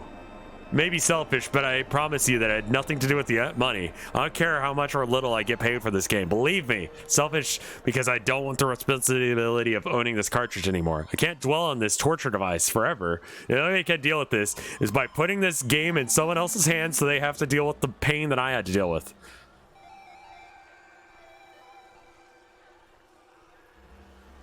So this brings me to the main reason I created a summary of these events. First, to record the details of while I can remember them. The second is to whoever bids on this game knows what they're getting into. I can't guarantee the safety of anyone who plays the game or that anything will happen at all. But to the new owner of the game, of the gamer, okay, remember this, be careful. And if you feel if the game is literally messing with your mind, shut the damn thing off.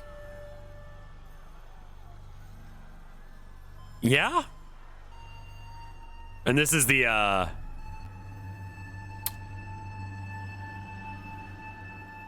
So all the, like, the sexual shit that did nothing?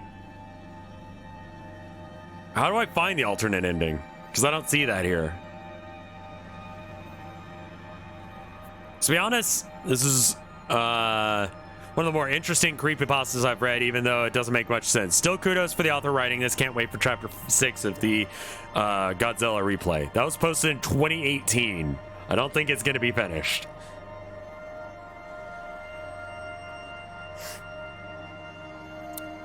Bonsai Buddy for Eternity. Well, I've got to say this is the best creepypasta I've ever watched. Watched videos by Goji73. I have to say that when I watched it 3 months ago, I was completely mind blown by all the characters that were in it, even though the ending could have used a bit of improvement. So to make things clear, I don't really like the Godzilla films. They're pretty cheesy to me. So good job making the best creepypasta ever made. And you suck, Sonic EXE.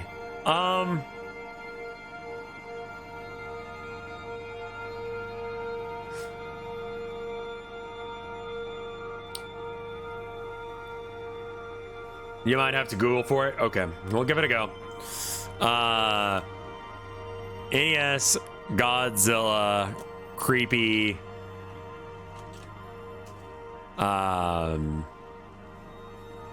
alternate ending. There we go.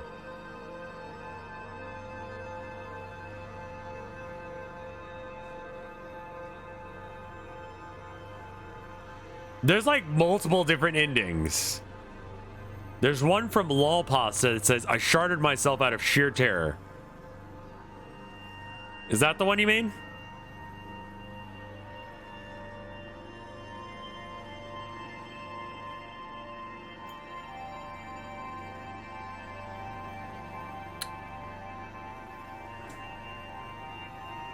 this.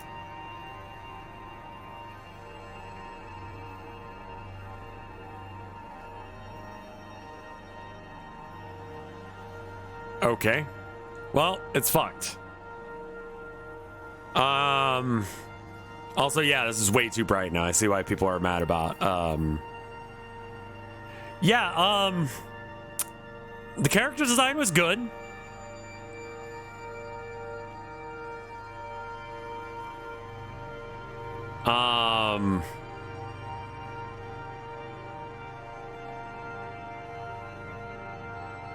I feel like it's probably one of those ones that was iconic, like I said, like Jeff the Killer or something like that, where it's like this defined several games or several other stories, but as a story itself, especially the ending was just fucking... I mean, I get it. So that way you can actually find the... Oh, man, if I buy enough copies of this shit on eBay, I'll find it, you know? I'll get to play it myself, and... You found it? All right. This is on the Trollpasta wiki. Since everyone hates the ending of the story, I took some time to make an alternative one I personally think is a big improvement. And it was then that Red revealed his true form. It was John Madden all along. I sharded myself out of sheer terror. The sound must have caught the attention of the monster who came by to my aid, and thus, a final battle did commence. Resulting in a battle was so intense that caused the NES to explode, sending cartridge hurling out my window into a wall and smashed to pieces. I borked the game. I guess I win. Okay.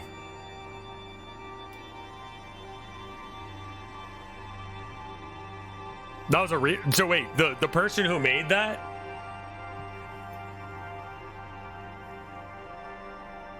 I mean, I guess it's an improvement.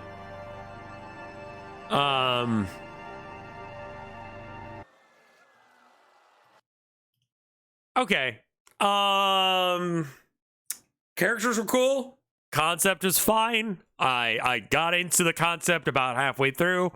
That being said, a lot of it was a slog to read. Art is fucking fire, agreed. But God, it was a lot just to get to this ending. I can see why people are upset at this ending. I'm upset at this ending.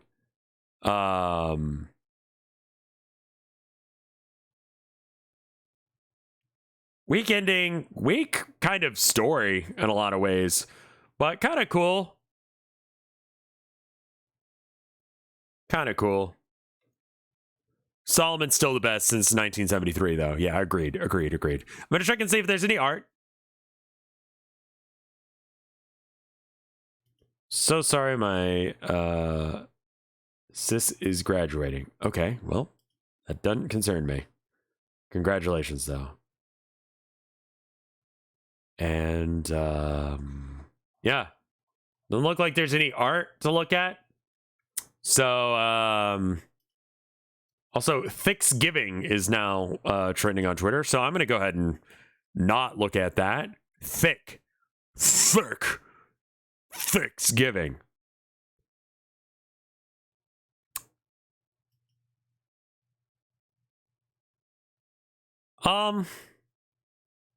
Yeah.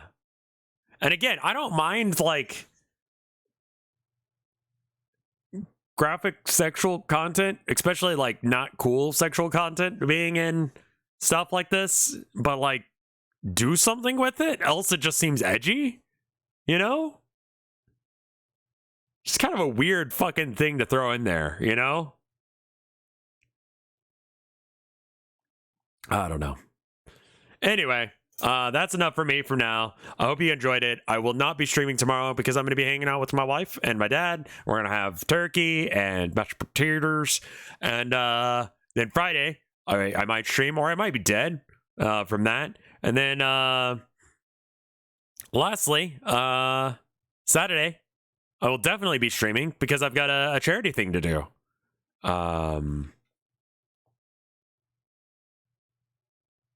What do you mean do something with it? I don't know. Like, if you're going to have that as an element, like, maybe that's the why she was, like, broken inside or something? You know? Like, it's not an element that I would write into my own stories, you know? Like, it's not something that I would personally add because I don't really like it. No. But, you know,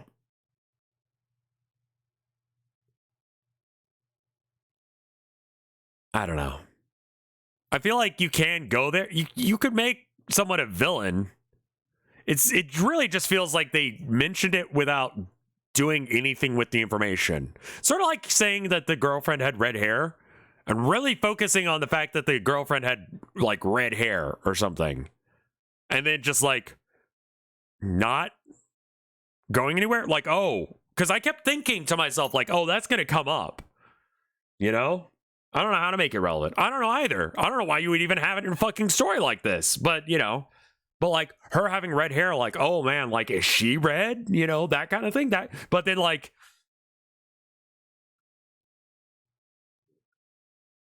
I mean, they didn't do that in the story, but it's the same kind of energy. You know what I mean? Where it's just like, why did you bring that up? It doesn't add anything to the story. It was just more bullshit I had to read. Yeah, that would have been a plot twist. Because the monster... Yeah, exactly. Because the monster is red. I would have accepted that, you know? But, like, I mean, like, I guess red is a demon? But, like, red... I don't know. Maybe I'm wrong on that, but that's just my take.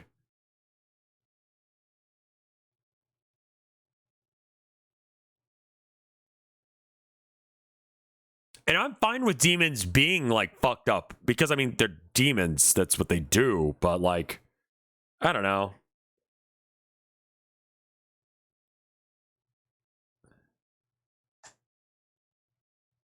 We get around to SCP-7000. It's going to be a long one. But it'll be worth it, unlike this. I think we'll probably give any other ones that chat says, oh, it'll be worth it, like an hour of reading. And if it doesn't get its shit together by an hour, then it's not going anywhere. But anyway, that's enough for me for now. I'll see you guys Friday, probably. I don't know with what. We'll fucking figure it out when we get there. It's okay, bye. Have a good Thanksgiving, y'all, if you're celebrating. Or, like, you know, whatever it is that you celebrate. I don't know. I'm just going to be happy that I'm around people I love. Last couple of years have made that really important. So, you know. Anyway, I'll see you guys. Brr.